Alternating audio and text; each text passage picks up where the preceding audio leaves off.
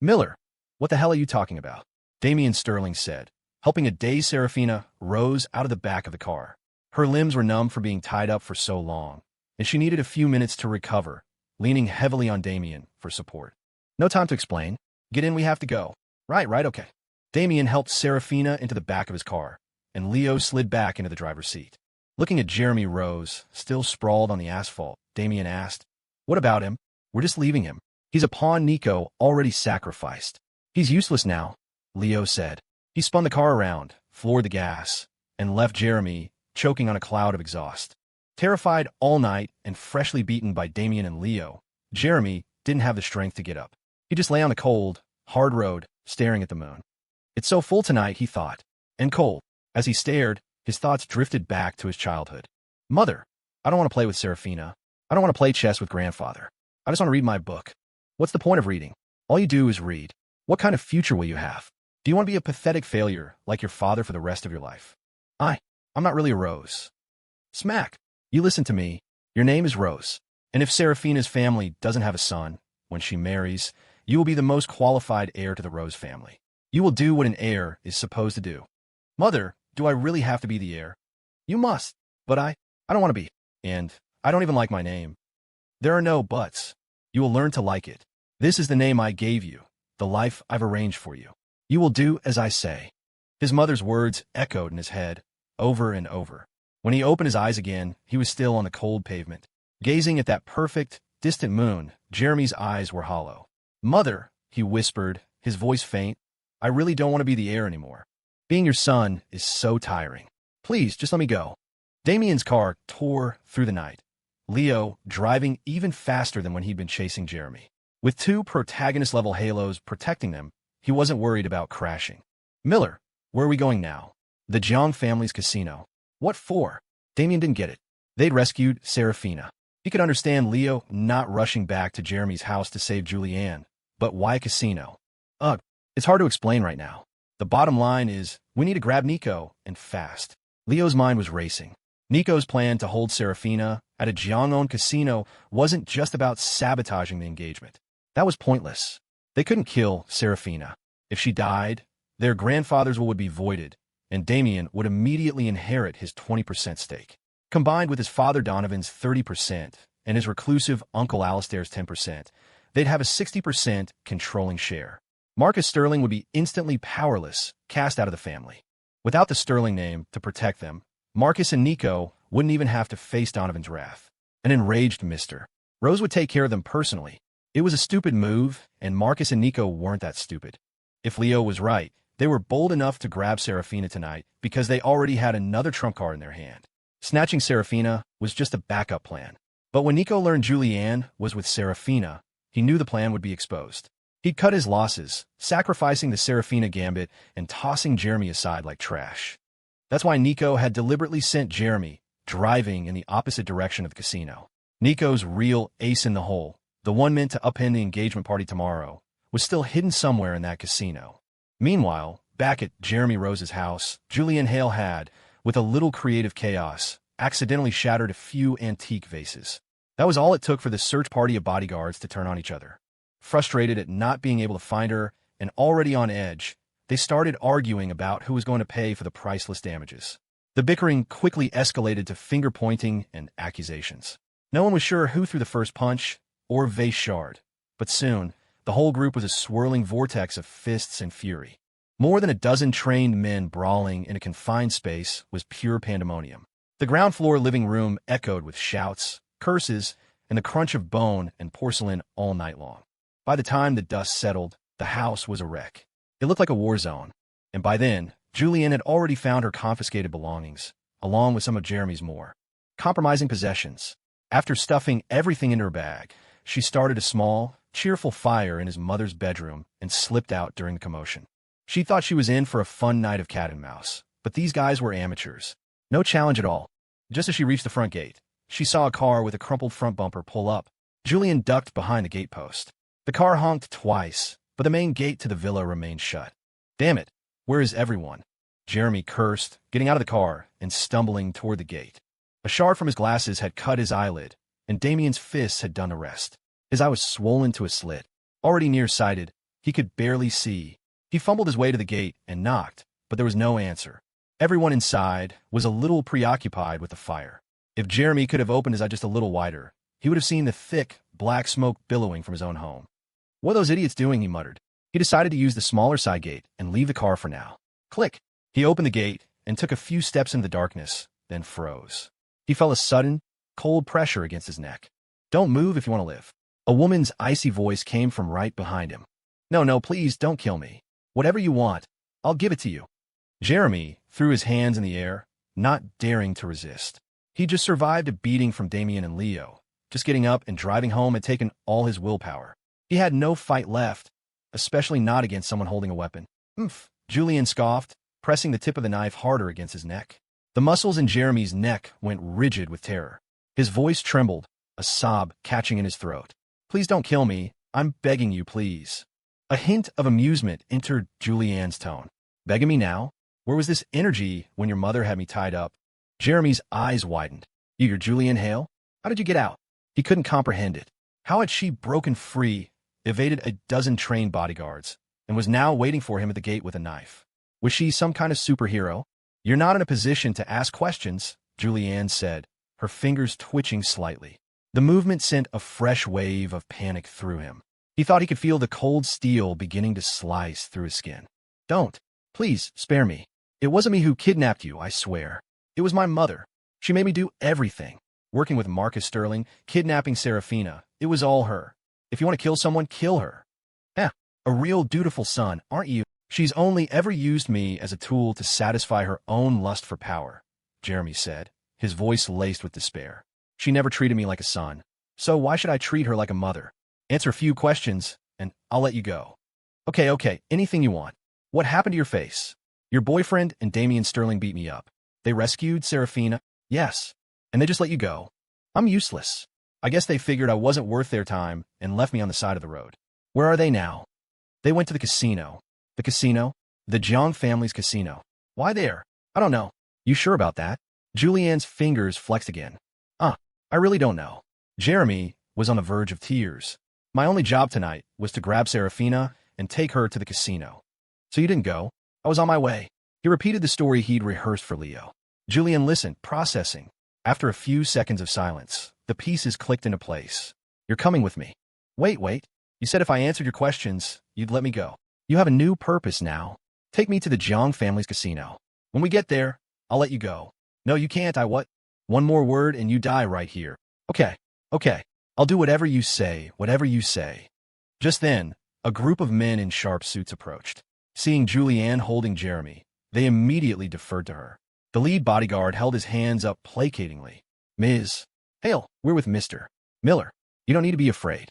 If Leo hadn't already messaged her, Julianne's suspicious nature might have made her hesitate. But she was expecting them. "I know," she said calmly. "Come here. Tie him up. Right away." Several bodyguards efficiently trussed Jeremy up. Only then did Julianne relax, lowering the hand she'd been holding against his neck. As her hand dropped, Jeremy's eyes widened in disbelief. She wasn't holding a weapon. It was a metal watchband. He'd been taken hostage by a watchband. All the humiliation of the night flooded back in a tidal wave of despair. In that moment, Jeremy felt his very soul crack. The little light left in his swollen eyes flickered and died. Julianne had been about to dangle the watch tauntingly in his face, but seeing the utter defeat in his eyes, she decided against it. No need to kick a man when he's already dead inside. "Ms. Hale, where to now?" "The Jiang family's casino." "Oh, no, wait. I need to go home first." "Of course." An entire motorcade left Jeremy's house in a show of force. Julianne did a quick head count. Leo had sent at least 30 or 40 professional guards. At her command, they could have surrounded the entire property. A warm, giddy feeling spread through her chest. She even started humming. If she had to put the feeling into words, it was like being a kid who just caused a massive disaster. But instead of scolding you, your parents stand behind you and say, "Don't worry, sweetheart. Do whatever you want. If the sky falls, Mom and Dad will hold it up for you. Our baby can do no wrong. If something's broken, it was their fault for putting it in your way." So this was what it felt like to have someone powerful in your corner. It was absolutely glorious. The car quickly arrived at the villa she shared with Leo. She ran inside, used the restroom, changed into a sleek, practical tracksuit, and emerged with her backpack slung over her shoulder. Since this was now a stealth mission, the 10-car motorcade was out. She had them wait at the house, taking only the 4 most capable-looking guards and the human dumpling formerly known as Jeremy Rose with her to the casino. Now you might be asking, with all these kids gearing up for a battle royale, where were the adults? Were they all just AFK, collecting unearned plot points? Of course not. The adults were having their own team fight. And besides, getting too hung up on the final score just cheapens the effort. Half an hour after Damien learned of Serafina's kidnapping, Serafina's parents had stormed Jeremy's house, only to be told he and his mother had fled in different directions. They immediately went to Donovan Sterling for help. Knowing his son was personally handling Jeremy, Donovan dispatched his people to track down Jeremy's mother. He then called Theodore Song of the Song family, summoning him for a war council. The moment he hung up, Marcus Sterling walked into the grand hall of Elysian Estates, flanked by his own men. At the same time, across Ethelberg, Victor John's car was speeding toward the Cole family estate. Marcus Sterling settled onto the sofa opposite his brother, the picture of a man staging a coup. "Brother," he said, his voice dripping with false concern. "You've lived in this old house for so long. Don't you think it's time you let me have turn?" Crack! Donovan Sterling slammed his hand down on the marble coffee table. He rose to his feet, pointing a finger at his brother, his voice a low growl. "What right do you have to challenge me here?" "What right do I have?" Marcus shot back, also standing, his eyes bloodshot. "I'm the old man's flesh and blood, too. The same Sterling blood flows in my veins. Why don't I have the right to be the head of this family?" He stared at his older brother. "Just because you were born first, I've had to listen to you my entire life. You've always held me down. The old man always loved you more. He gave you everything, and what did I get? Nothing. I've always had to live in your shadow." "Huh." Donovan let out a cold, short laugh, a flicker of pity in his eyes. "So, you've always felt that, Dad, that this entire family has wronged you? Haven't you?" "All," Marcus roared, the words exploding from his chest. Serafina's mother flinched, taking a step back. "Mister." Rose instinctively moved to shield her. The shout shattered the tense silence of the room, leaving a heavy stillness in its wake. The air was thick with the smell of gunpowder, waiting for a single spark to ignite the whole house. Meanwhile, at the Miller residence, Charles and Michelle Miller were enjoying a quiet candlelit dinner. Even after all these years, they still had their romantic flair. Michelle listlessly cut her steak. "Honey, our son took so many bodyguards with him. Do you think he'll be in danger tonight?" "I can't control him, and he doesn't listen to a word I say," Charles said, spearing a piece of steak and chewing thoughtfully. "He got himself dragged into this mess. It's his own damn fault for being so reckless. That's not okay. You might not be worried, but I am." Michelle put down her knife and fork and stood up. "I've completely lost my appetite." Hey, honey, don't be hasty. Come on, sit down." Charles quickly reached out and took her hand. "Don't worry, just let me finish. Let go of me." Michelle tried to pull her hand away, glaring at him. "Our son and future daughter-in-law are in God knows what kind of danger, and you expect me to sit here and listen to you ramble." "Just hear me out," Charles said, leaning in and whispering in her ear. "These past few days, I've been thinking." After he finished, Michelle balled her fist and punched him squarely in the gut. "You bastard. You're still thinking of using our son's life as a bargaining chip." "Relax, I know what I'm doing. I won't let anything happen to him," Charles said with a grin, gently pulling her back in her chair. "Eat. Let's finish our dinner." While Charles and Michelle enjoyed their dinner at Elysian Estates, Victor Jiang was being stonewalled at the gates of the Cole family estate. "I need to see Edmund Cole. Tell him Victor Jiang is here." "Mr. Jiang, please don't make this difficult for us," the head of security said, his patience worn thin. He decided to just be blunt. "The old master, Mr. Arthur Cole, is in charge now. Mr. Edmund no longer has any authority. The old master has forbidden him from seeing you, so there's no point in yelling at us." Unwilling to give up, Victor pulled out his phone and dialed Arthur Cole directly. The phone rang several times before Arthur finally answered, his voice slow and leisurely. "Hello, who is this?" "Mr. Cole, you have a short memory. You've already forgotten me? It's Victor Jiang." "Oh, it's young Jiang. What can I do for you?" Arthur's tone was light, dismissive, as if he were talking to a telemarketer. Sensing the dismissive attitude, Victor clenched his jaw. "It's like this. Edmund and I have some business to discuss. I'm already at your gate.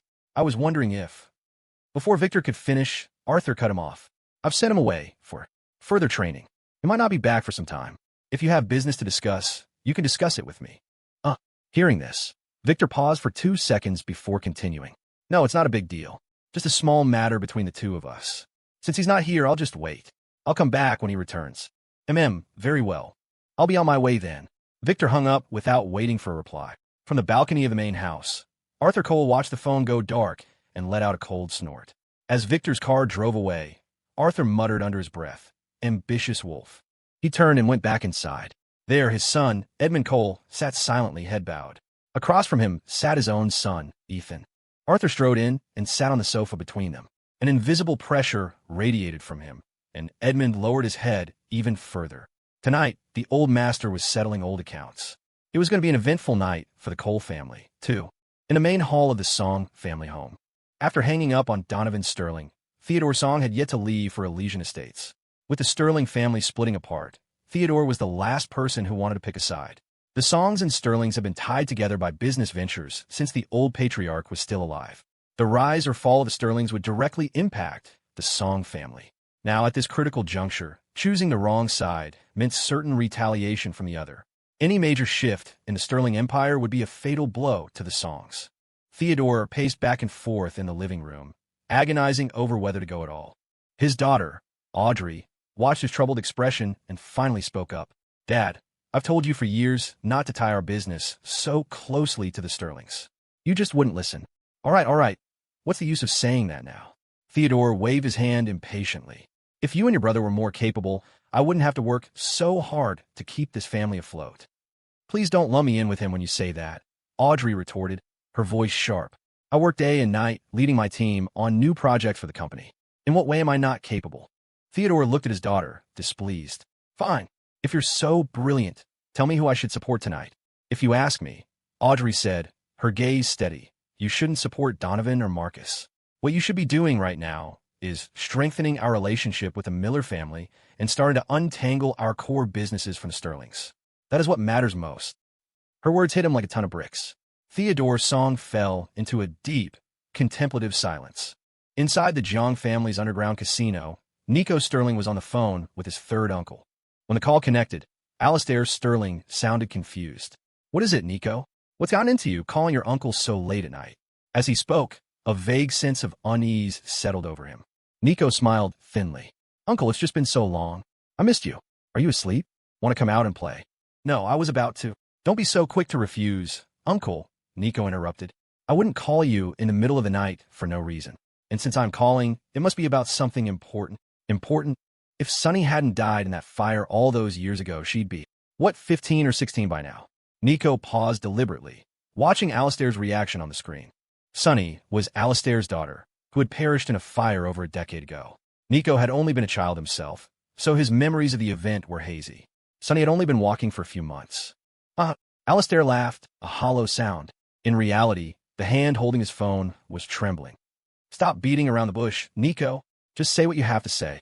"Well, recently, I just happened to run into a girl who looks a lot like Sunny, and I just happened to get a bit of her hair. And then, I just happened to run a DNA test on the two of you. And guess what?" As he spoke, Nico carried his phone into a small, dimly lit room. Inside, 3 figures lay on the floor. One was a middle-aged man, covered in wounds, unconscious or dead. The other 2 were a woman and a young girl, both bound and gagged. Nico grabbed the girl by her collar. The gagged woman on the floor began to struggle violently, muffled cries escaping her lips. She twisted and writhed, desperate to stop him, but her bonds held fast. She could only watch in horror as Nico dragged the girl out of the room. On the other end of the video call, Alastair Sterling was on his feet, shouting into the phone. "Nico, what are you doing? Why are you hurting innocent people?" "Uncle, calm down," Nico said, a sickeningly sweet smile on his face. "Those 2 on the floor are human traffickers. They kidnapped Sunny. They deserve to die. They're not worthy of your sympathy." He brushed the girl's messy hair from her forehead and shoved the camera in her face. "Look, Uncle, recognize this face? Isn't she just as beautiful as her mother was when she was young?" Nico's hand clamped roughly around the girl's chin, forcing her head up closer to the camera. When Alastair saw the girl's face, a violent tremor racked his body. The phone slipped from his grasp, falling onto the bedsheets. He scrambled to pick it up, his trembling hands fumbling as he stared intently at the screen. Seeing Alastair's reaction, Nico's face split into a triumphant, arrogant grin. He held up a lab report. "And Uncle, you don't have to worry about me hiring an actress to fool you. I have a report right here." Even if you don't trust me, you have to trust science. You can come get a sample of her hair or blood yourself. I can wait a few hours. Where are you? Where are you right now? Alistair's words were a jumbled mess. I'm coming. I'm coming to you. His mind was a blank void, incapable of rational thought. He had believed his daughter was gone. Her body turned to ash in that fire. And now, more than a decade later, someone was telling him she was alive. In that moment, even the most logical man would have lost all composure. Don't worry. I'll send you the location in a minute, Nico said, and ended the call. Ha ha ha ha ha. His moment of triumph was cut short when the girl whose chin he was still gripping bit down, hard, on the fleshy part of his hand between his thumb and forefinger. Ahawk! She bit with all her might, breaking the skin. Let go, you bitch! Let go! Let go of me! Nico shrieked in pain, trying to hit her, but it only made her bite down harder. It took Jason Jiang and another man to pry them apart. A perfect set of teeth marks was imprinted on Nico's hand, blood seeping from the broken skin. It was a nasty wound. You little bastard. Enraged, Nico lunged, his other hand closing around the girl's throat, squeezing hard. If he didn't need her alive to trade for Alistair's shares, he would have strangled the rabid dog right there. Nico, hey Nico, stop. You're going to kill her. Even Jason Jiang looked horrified. This girl was supposed to be Nico's long-lost cousin, yet he was trying to kill her with his bare hands. The guy was a monster. Lock her back up. Right. Jason shot a look at Manny, who immediately hoisted the girl onto his shoulder and carried her back into the dark room. Hey, calm down, Jason said, patting Nico's back. I heard human bites can get infected easily. You should probably get that wound cleaned. Yeah, Nico grumbled, then cursed again. Damn animal bit me like that. She deserves to die. Inside the small room, the woman struggled over to the girl's side, making muffled sounds. The girl understood. I'm okay, Mom, she whispered, shaking her head. It didn't hurt me. Hearing this, the woman let out a sigh of relief, her frantic energy subsiding slightly. The girl crawled over to the man, lying motionless on the floor. Dad, she whispered, Are you okay? I'm fine. The man's voice was a hoarse rasp, his breath shallow. His words were full of regret. I'm so sorry. Susie, it's my fault. I got you into this. That waste of space Jeremy won't be able to stall them for long, Nico muttered, checking the gold watch on his wrist. Are our people in place tonight? Jason Jiang nodded immediately. Don't worry, Nico. I've got everything arranged. Good. Nico clapped him on the shoulder. You get things done. I can rely on you. Not like that useless Jeremy. All he does is screw up my plans. Jason offered a sycophantic smile. Good thing you're so brilliant, Nico. Always have a backup plan. Of course. The praise puffed Nico up. A proud smirk played on his lips. As he was basking in his own glory, Manny, standing behind them, got a call. Yeah? Who is it? Okay, I get it. Hold them off. I'm on my way out. Manny hung up and turned to Nico and Jason. Nico, Mr. Jiang, they're here. They found us this fast. Nico's brow furrowed. That useless piece of trash Jeremy is even more useless than I thought, he spat. Jason turned to Manny. Fine. Go meet them. I want them alive. I'll use Damien as a bargaining chip. Oh, and that Leo Miller too. Nico let out a derisive snort. The Miller family is a golden goose. They've got more money than they know what to do with. Manny nodded and strode quickly toward the elevator. Outside the Seventh Heaven Lounge, Leo, Damien, and Serafina stood menacingly at the entrance. The dozens of enforcers Damien had called were still on their way. Their original plan had been to wait in the car, but they discovered the ground outside the lounge was slick with gasoline, a whole pool of it. Sensing something was wrong, they'd gotten out to investigate, only to run into a security guard on patrol. An argument ensued, and the guard had already called Manny. Worried that Nico would get tipped off and escape, the three of them had knocked the guard out and were now blocking the entrance, armed with tire irons and anything else they could grab from the car. What do you think you're doing? Drop your weapons. A man in a security uniform, clearly a professional enforcer, looked at the two men and one woman outside. He wasn't intimidated by their makeshift weapons. He'd seen plenty of real hard cases in his time. 3 kids who barely looked old enough to shave didn't scare him. He started walking toward them. Oh, you've got guts coming out here, Leo said, grabbing the man's arm and yanking him outside. Damien swung a tire iron, connecting with the man's head with a sickening thud. The guard crumpled to the ground, unconscious. Given the force of Damien's swing, the man was lucky if he didn't end up a vegetable. Serafina looked at Damien, her expression horrified. You're trying to kill him. Don't waste your sympathy, Damien said coldly. These are the Jiang family's thugs. Most of them have blood on their hands. If they die, they die. His anger had been simmering all night, and the beating he'd given Jeremy hadn't been enough to vent it. These small fry would have to do. Of course, Leo thought wryly. In a billionaire romance, the cannon fodder's only purpose is to get stomped into EXP so the alpha male can look badass and cool. The other enforcers inside saw how vicious the two were and hesitated, waiting for their boss's next order. Well, well, distinguished guests gracing us with your presence. Forgive us for not rolling out the red carpet. As the standoff continued, Manny emerged from the crowd. The name's Manny. I'm Mr. Zhang's personal assistant. Since you've all come to our humble establishment, allow me to extend our hospitality on my young master's behalf. His words were humble, but his tone dripped with arrogance and contempt. The subtext was clear. This is Jiang family territory. You'd better watch yourselves. Huh? Damien snorted, not even bothering to look at him. Who the hell are you? With that one sentence, the atmosphere plunged to absolute zero. Damien tilted his chin up, his posture radiating pure arrogance as he looked down on Manny. You're not qualified to host me, he continued, his voice dripping with command. Get Jason Jiang out here. I want to see him. I know he's inside. Manny just smiled. My young master is currently entertaining an important guest. I'm afraid he won't be able to come out and greet you. He can't come out, huh?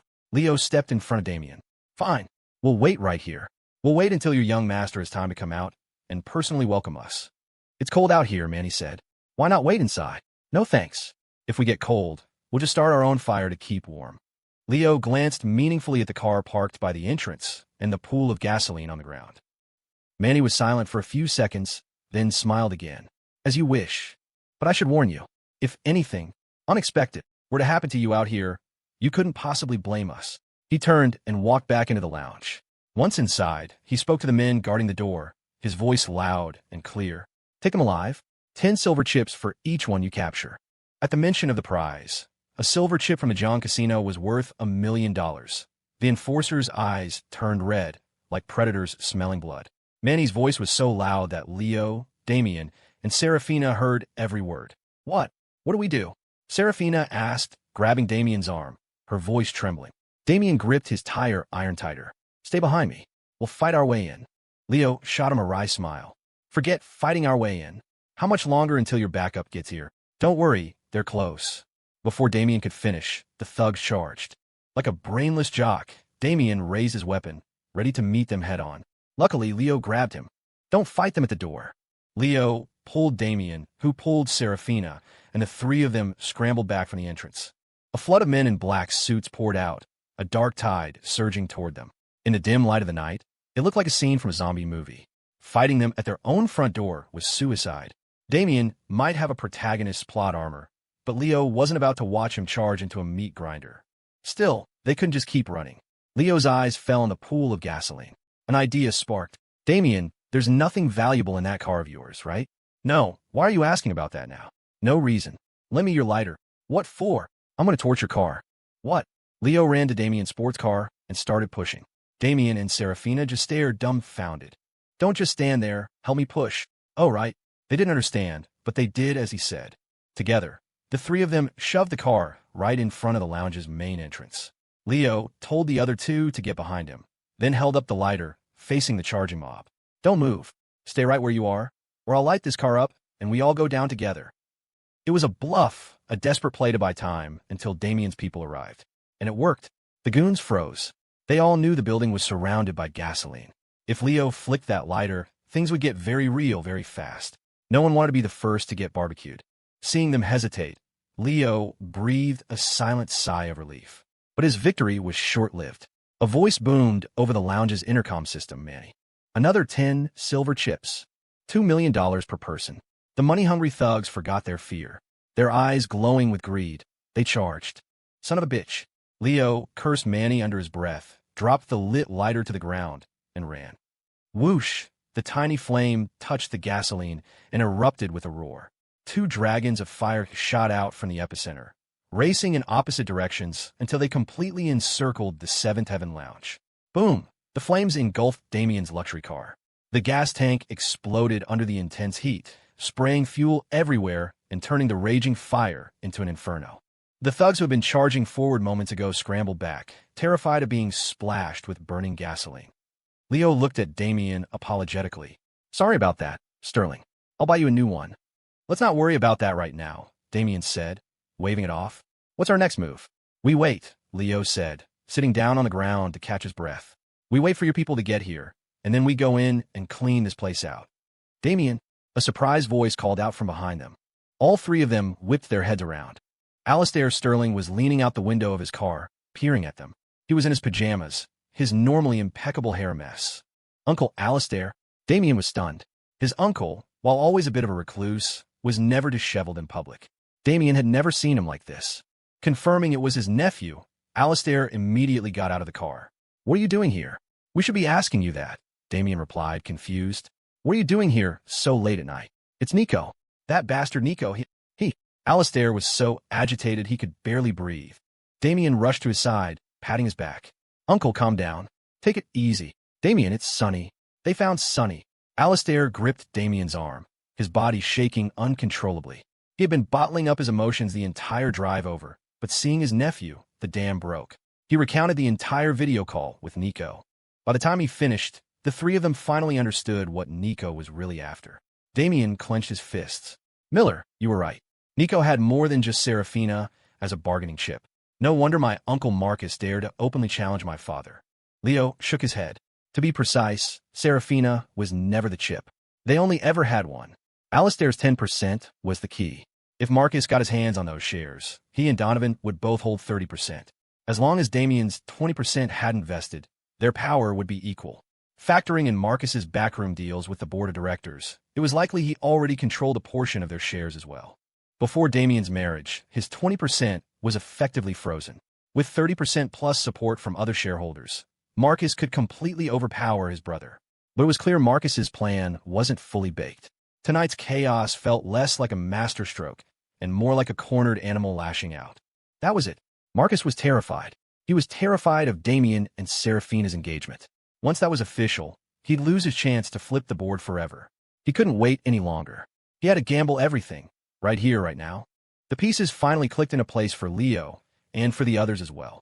Are we still waiting? Damien asked, agitated. Miller, we can't wait. My cousin is in there. Now that he knew his long-lost cousin might be in Nico's clutches, his own mind was in turmoil. Calm down, Serafina said, wrapping her arms tightly around the frantic Damien. The night's events had terrified her, but her voice was steady and gentle, a balm on his frayed nerves. There are too many of them. We can't force our way in. Rumble, rumble, rumble. The ground began to tremble, as if a behemoth were approaching. Leo looked up and saw two neat lines of black cars speeding toward them. Damien's backup had arrived. A slow smile spread across Leo's face. He turned to Damien. The wait is over. Let's go. Take our people, and let's go capture your little brother. Alistair turned to the three of them. Get in the car. They piled in. The fire in front of the lounge was still burning fiercely. But with his long-lost daughter just feet away, Alistair didn't hesitate. He gunned the engine of his G-Wagon and plowed straight through the wall of flames. With Alistair's car leading the charge, the rest of the motorcade followed. The thugs blocking the entrance, thinking it was just one car, had prepared to form a human barricade. But Alistair didn't even slow down. He just kept coming. And it wasn't just one car. It was dozens. Getting run over by that many vehicles would be instant death. The thugs scattered, running back inside the lounge. For those who were too slow, only their screams remained. Leo and Damien's convoy had already smashed through the gates and were inside the compound. But in the underground casino, Nico and Jason were still calmly sipping tea. Nico, Mr. Zhang, they've broken through. They brought men. Are we really not going to do anything? Manny, standing beside them, was starting to panic. Many of the men upstairs were his loyal brothers, and they were being steamrolled by Damien's forces. Yet these two rich kids were just sitting here like nothing was happening. How could he not be anxious? No need to rush, Nico said nonchalantly. Let them wear themselves out.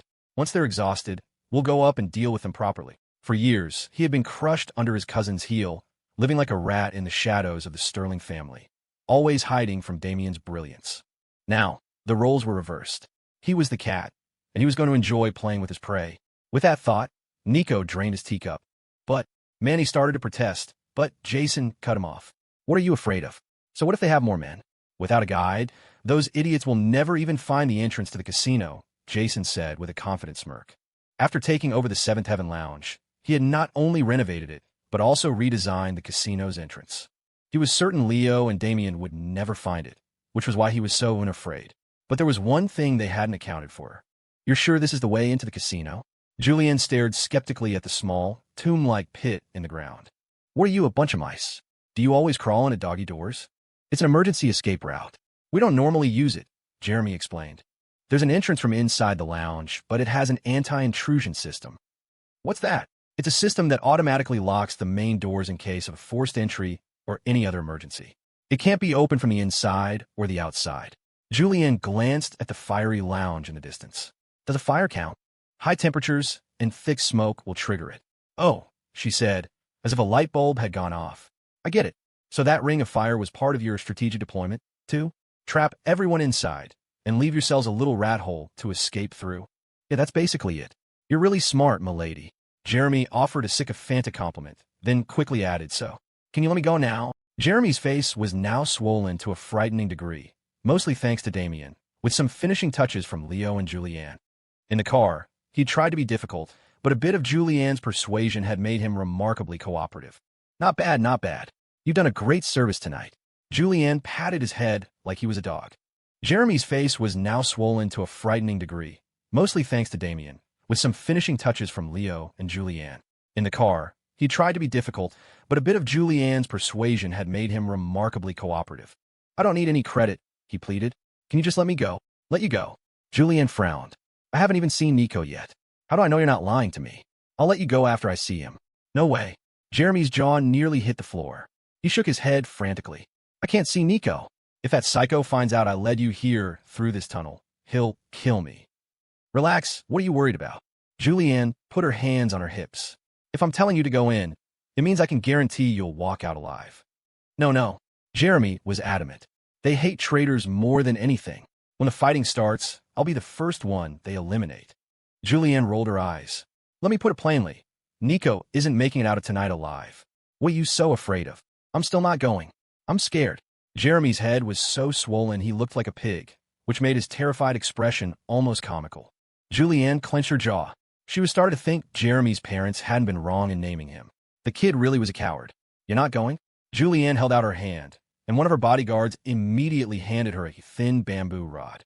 One end of the rod had been split, but not all the way through. When you hit someone with the forked end, it would pinch the skin, and a quick jerk back would create a ripping, tearing sensation. Crack. AGH. Ow. AGH. The rod connected, and Jeremy started hopping around in agony. With his hands and feet tied, he couldn't flail properly, which only made him look more ridiculous. The four bodyguards behind Julianne couldn't help but suck in a breath. The combination of blunt impact and tearing pain was more than the sum of its parts. It was a cruel form of torture not many could endure. Author's note: if you don't believe me, you can have your girlfriend try it on you with a bamboo rod. Just don't tell her I taught you. Julianne's repertoire of torture methods was extensive, as if she'd pulled them from a novel about a sadistic female villain. Oh, right. She was a sadistic female villain. This was just her being good at her job. "Are you going?" Julianne brandished the splinter stick, her eyes glinting with cold light. "Or should I just torture you to death right now?" I'll go. Jeremy nodded frantically, terrified that a moment's hesitation would earn him another taste of the stick. The pain was unbearable. "Oomph. Smart choice." Julianne glanced at her watch. "You've wasted 3 minutes of my time. You owe me $3 million in compensation." "What? Wait, what? Time is money, get it? Now move. You first." Clearly, Julianne still didn't trust him completely. Fearing an ambush, she had Jeremy lead the way, with 2 bodyguards in front of her and 2 behind, forming a protective diamond. When it came to self-preservation, Julianne was an expert. With Jeremy as their guide, they easily made their way into the casino. Though it was underground, the decor was opulent and brilliantly lit. The entire ceiling was a simulated sky, and the air was rich with oxygen. Each section of the casino even had its own unique, pleasant fragrance. The moment she stepped inside, Julianne felt an inexplicable sense of ease and comfort. Realizing this, she immediately put on a mask. Jeremy saw her reaction and explained, "Don't worry, it's just a normal fragrance, not poison. The extra oxygen keeps the gamblers in a state of excitement, and the different scents give them the psychological suggestion that they're definitely going to win money here." "Oh," Julianne replied, but she didn't take off her mask.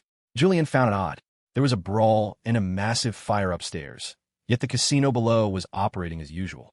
She turned to Jeremy. Don't these gamblers know what's happening upstairs? What would they do if they did? Jeremy smirked. Once these people are at a table, they won't leave until they've lost their last cent. You could put the table on the conveyor belt of a crematorium, and they'd still play one more hand. For a gambler, betting their life is the cheapest wager they can make. Their lives are worthless to them. You're surprisingly philosophical, Julianne commented, then kicked him. Hey, what was that for? I don't like it when you try to sound profound. Go back to being a sniveling coward. Jeremy felt like he was about to have an aneurysm. No, wait, he was pretty sure he was already having one. This was exactly the effect Julianne wanted. She asked, "Where's the utility room in this casino? Why do you need the utility room? So many questions.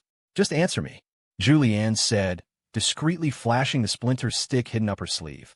Jeremy's face was a mask of misery. "Please, I really don't know where the utility room is." "Useless. What good are you?" Julianne cursed, then whispered a few words to her bodyguards. The guards looked hesitant, as if they wanted to refuse, but one look from Julianne had them nodding in agreement. "Please be careful, Ms. Hale. Nothing can happen to you. If you get hurt, the boss will kill us." I know. Stop talking and get to it," she said, waving them off impatiently. The four burly men dragged Jeremy toward the casino's restroom. "What are you doing? Where are you taking me?" "MPHH and MPHH. The four of them didn't give Jeremy a chance to speak, clamping a hand over his mouth. Once they were gone, Julianne approached a female dealer who was currently free, affecting a shy, introverted demeanor. "Excuse me, miss? It's my first day, and I lost my uniform. What should I do? Is the supervisor going to be mad at me?" "You lost your uniform on your first day?" The dealer gave her a strange look. Yeah." Julianne blinked her big, clear, deceptively innocent eyes at the dealer. "What do I do, miss?" "Well," the dealer, softened by Julianne's college student-like gaze, sighed. "Why don't you go check the locker room? See if there are any old uniforms you can wear for now. Tomorrow morning, go to logistics and register for a new set." "Okay, thank you." Julianne turned to leave, then turned back. The dealer frowned. "Now, what?" Julianne scratched her head, her voice small. I don't remember where the locker room is." The woman stared at her, speechless, clearly thinking Julianne was an idiot. "Basement level 2, across from restroom 3, there's a small door. Push it open, and you're there. The women's locker room is on the left. Don't get lost." "Okay, thank you, miss. Now that you say it, I remember." Julianne gave a goofy laugh and practically skipped away.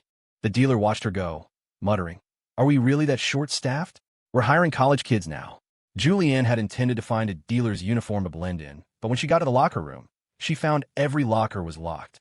After wandering around for a bit, she found a woman's black pantsuit. It wasn't a dealer's uniform, but it was definitely casino staff attire. It had the casino's inverted bat logo embroidered on it. She grabbed the suit and ducked into a changing stall. Dressed in her new uniform, Julianne strode confidently out of the locker room and back into the casino. According to Jeremy, Nico and Jason usually holed up in their private office on the third basement level. Following his directions, Julianne found the elevator. A guard was stationed there, but seeing her in the staff uniform, he barely gave her a second glance and pressed a button for her floor. The elevator was a glass-walled observation lift, offering a clear view of the outside. Julianne noticed that the deeper they went, the more luxurious it became. The carpets on the third basement level were thicker than those above, so soft that her footsteps made no sound, like walking on cotton. Finally, someone to take over. The moment Julianne stepped out of the elevator, a woman in the same uniform approached her, bossily saying, "Go fill this kettle and take it to the young master's office." Without waiting for a response, the woman shoved a kettle into Julianne's hands. Julianne was ecstatic. What was that saying? "Speak of the devil, and he shall appear." This was perfect, but on the surface, she maintained a dazed expression. "Miss? I'm new. I don't know which one is the young master's office." "You idiot. What kind of training did you get?" The woman snapped, then pointed. "Go down that hall. Turn left at the end, then right. It's the biggest room in the middle." Got it. Julianne nodded quickly, took the kettle, and headed for the break room, though she had no idea where that was either. Finding an empty corner, Julianne pulled 4 bottles of mineral water from her bag and poured them into the kettle. The kettle was surprisingly large. Even 4 bottles didn't fill it. So, she topped it off with tap water from the restroom sink. Once it was full, Julianne put on her mask and headed for Jason Zhang's office. Before she even entered, she heard Nico's voice from inside. Let them fight. Let's see how much energy they have to waste." Inside, Nico and Jason were glued to the security monitors, paying no attention to Julianne as she walked in.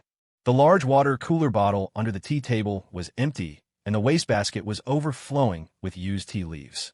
From this, Julianne deduced that the two of them hadn't left the casino all day yesterday. If the water cooler hadn't run out, they wouldn't have needed someone to go get more water. What a stroke of luck. She had planned on having to sneak the water in, not have it handed to her. Julianne bent down and placed the kettle on the electric heating base. The base had an LCD screen and a confusing array of functions. Jason glanced at her, frowning slightly. Julianne felt his gaze on her. Her heart hammered her chest, but she kept her hands steady. Of course she was nervous. If she got caught now, not only would her plan be ruined, but she'd be captured. She had no desire to get caught twice in one night. Beep. When she set it to boil, the base beeped. Julianne immediately stood up straight. Just then, Jason spoke. "Why are you wearing a mask?" Cough, cough. Julianne coughed, then deliberately lowered her voice, making it sound hoarse and nasal. "Young master, I have a bit of cold today." As she spoke, she quickly glanced at Nico beside him. She noticed his hand was wrapped in gauze at the web of his thumb. "He's injured?" she thought. Hearing her, Jason's frown deepened. "You came to work with a cold?" Manny, standing opposite them, spoke with a hint of anger. "If you're sick, you should have taken leave. Who told you to come here?" I'm sorry, Julianne said, bowing quickly and turning to leave. Nico glanced at her retreating back. She seemed familiar, but he couldn't place her. He had more important things to worry about, so he didn't give it a second thought. After Julianne left, Manny immediately apologized to the two of them. "Nico, young master, I'm sorry. I'll make sure this never happens again." Jason nodded, not saying more. Now is not the time to sweat the small stuff. The water quickly boiled, and Manny personally poured tea for them. This tea. Nico took a sip and frowned. Seeing his expression, Jason also took a quick sip, but he didn't notice anything wrong. Manny's heart leaped into his throat. What's wrong?" he asked softly. "Is my brewing technique off?" "No," Nico shook his head. "This silver needle white tea is much smoother than that last pu'er. Not bad, not bad. If you like it, Nico, have some more. I'll have someone send a batch over to your place in a few days," Jason said, then gestured to Manny with his finger. Manny understood and immediately refilled Nico's cup. The two of them drank cup after cup, completely oblivious to any problem. Meanwhile, after leaving Jason's office, Julianne had planned to look for the hostages Jeremy had mentioned. But she'd only taken a few steps when she heard a noise from the room right next to Jason's office. Curiosity piqued, she pressed her ear to the door. "Dad, just hang on a little longer. Please, just a little longer. I heard someone's coming to rescue us. We'll be saved soon, you just can't fall asleep." Inside the dark room, Susie Stone watched her father's breathing grow weaker. She was on the verge of tears, but she didn't dare cry, afraid the sound would upset the people in the next room. Her father had been starved for 2 days just because he'd angered those bad men. In those 2 days, he'd only had one sip of water. Already covered in wounds and with no nourishment, he was hanging on by a thread. She and her mother weren't much better off. They were forced to eat a small amount of food each day under supervision, just enough to keep them alive, but not well. She hated these people with every fiber of her being. A few days ago, her father, Big Mike the Butcher, had suddenly started packing, telling them they had to move. Before they could, a group of men had burst into their home that night, capturing them and bringing them here. Big Mike's eyes were closed. He heard his daughter's voice, but he couldn't speak. His throat was filled with the taste of blood, his tongue as hard as a rock. His mouth was so dry he couldn't close it, and his cracked lips kept bleeding and scabbing over, looking like dry tree bark. "Dad, wait, I'll give you my blood." Seeing her father's suffering, Susie had a naive idea from a movie. She tried to bite her own hand to feed him her blood. She bit until her fingers were raw and bleeding, but she couldn't break the skin. "Isn't that Susie's voice?" Julianne thought, pulling out her phone and quickly messaging her bodyguards. "Julianne, it's go time. Get down to the 2nd level. I'll meet you at the elevator. The elevator to the 3rd level is..." "Bodyguard." "Roger that, Ms. Hail." "Receive." Even though she knew Susie was inside, Julianne wasn't foolish enough to just barge in. She was calling for backup. After sending the message, she timed it perfectly and walked into the elevator. A Jiang family enforcer inside pressed the button for the 2nd floor. The first 2 basement levels were all casino floor, so there was no security between them. Only the elevator to the 3rd level was separate and hard to find. Inside the elevator, Julianne turned to the enforcer. "Hey, can I ask you something?" "What?" "Do you know what love is?" "Huh." The enforcer turned to look at her, a strange expression on his face. "What did you say?" I said, ding. The elevator doors opened. Julianne pointed at the ceiling. Look, a flying saucer. The enforcer, still processing her bizarre question, instinctively looked up. Are you out of your... He never finished the sentence. A sharp fist connected with his temple. Thwack! The enforcer crumpled to the floor, unconscious. Julianne's nonsense had been a deliberate tactic to lower his guard, to keep him from seeing the 4 bodyguards waiting on the second floor through the glass walls of the elevator. Nice. One punch, K. Oh, Julianne said, giving the bodyguard who'd thrown the punch a thumbs up. All right, let's go raid the base. The 4 men quickly entered the elevator, one of them giving the unconscious guard a couple of extra kicks for good measure. Did you bring the paper cup? Yes, Ms. Hale, got it right here, one of the bodyguards said, pulling a disposable cup from his pocket. Another bodyguard asked curiously, Ms. Hale, what's so important about that for raiding the base? Nothing. But it's important to me. Right. Ding. The elevator doors opened again. Julianne led her 4 bodyguards out with a swagger. On the way, she stopped by the break room to fill the cup with warm water.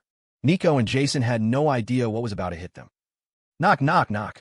Julianne knocked on the office door. The 3 men inside all looked toward her.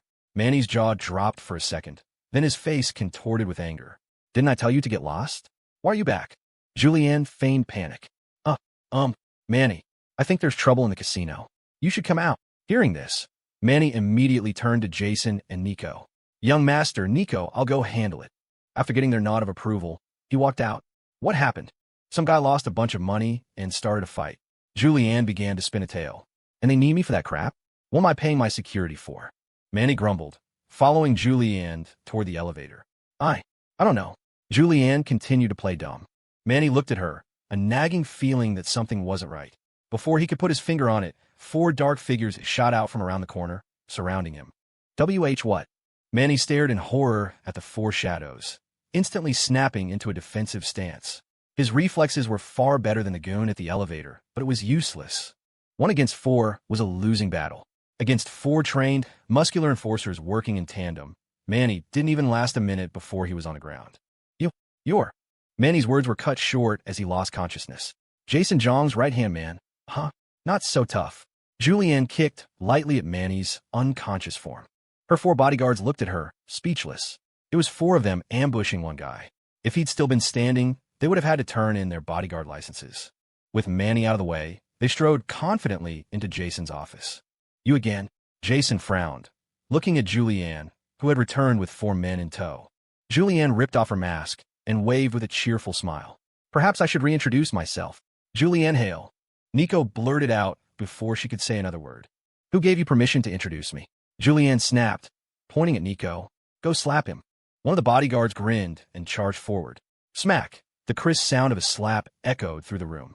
Nico was stunned, completely and utterly baffled. Who wouldn't be? All right, my turn to introduce myself. Ahem. Julianne cleared her throat and addressed the 2 men with mock formality. My name is Julianne Hale. H-E-L-E. But that's not important. What's important is that I'm Leo Miller's girlfriend, and you are my boyfriend's enemies. So, you can all go to hell. Hearing her words, the hairs on the back of Nico's neck stood on end. He roared. Are you out of your freaking mind? Manny!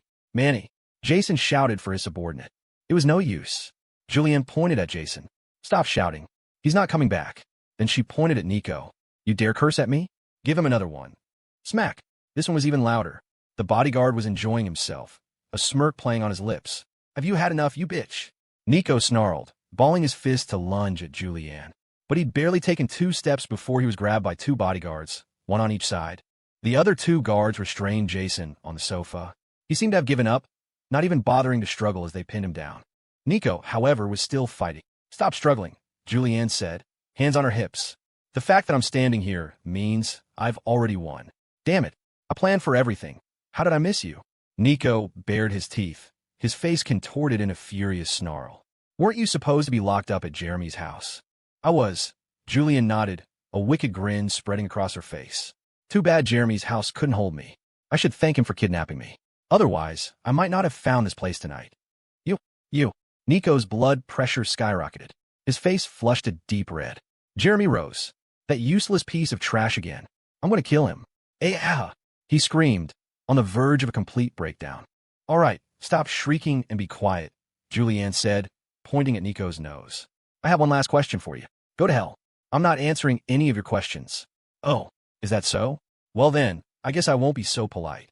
Julianne pulled the splinter stick from her sleeve, a cruel, villainous smile on her face. Ewa. Less than a minute of torture with the stick was all it took for Nico to break. Julianne thought he was even less resilient than Jeremy. What question? Just say it. That mineral water you had those two morons, Stacy and Zoe, bring us. What did you put in it? Nico's eyes widened in shock. You knew. Yep, Julianne nodded. Their acting was pathetic. And you were even dumber for sending two idiots to do your dirty work. You didn't drink it? Of course not. Then where did the water go? Nico looked at Julianne's expression, a dreadful premonition dawning on him. Julianne smiled sweetly. First, you tell me what was in it. A slow-acting poison. It's debilitating, but not fatal. Oh, Julianne said, a half-smile playing on her lips. Is there an antidote? No. Ha ha ha. Hearing that, Julianne couldn't hold it in any longer. She burst out laughing, pointing a finger at Nico. Then you two are screwed. Nico and Jason looked at her reaction, their faces paling. They both shouted in unison. We drank the mineral water? Yep. How was the tea just now? Julianne clutched her stomach, convulsing with laughter. Ha ha ha. You two idiots. Ha. In that moment, the room fell as silent as a tomb. Julianne had no time to waste on those two. Susie was still locked in the next room. Keep an eye on them, Julianne told the bodyguards, then turned and walked to the adjacent room. Crack! Julianne kicked the door open. The dim room was suddenly flooded with light from the hallway, and Susie Stone instinctively shielded her eyes. Even terrified, she didn't flinch. Instead, she stood bravely in front of her parents. Backlit, the figure in the doorway was a silhouette, their features obscured. But the person was slender. Susie was certain it wasn't Nico Sterling. This person was shorter, and their hairstyle was different. She screamed, "You bastards! You're all going to hell. Susie, is that really you?" A familiar voice came from the silhouette. Susie froze, her jaw dropping in disbelief, utterly speechless. After a dozen seconds of shock, her voice trembled as she asked, Jules? Jules? Yeah. Oof. Gurgle. Hearing that single word of confirmation, Susie's relief burst forth as tears. But she stifled her sobs, terrified the sound would attract the bad guys and endanger Julianne. She bit her lip so hard it hurt, but a choked whimper still escaped her throat. Click! Julianne finally found the light switch on the wall. The room was instantly illuminated.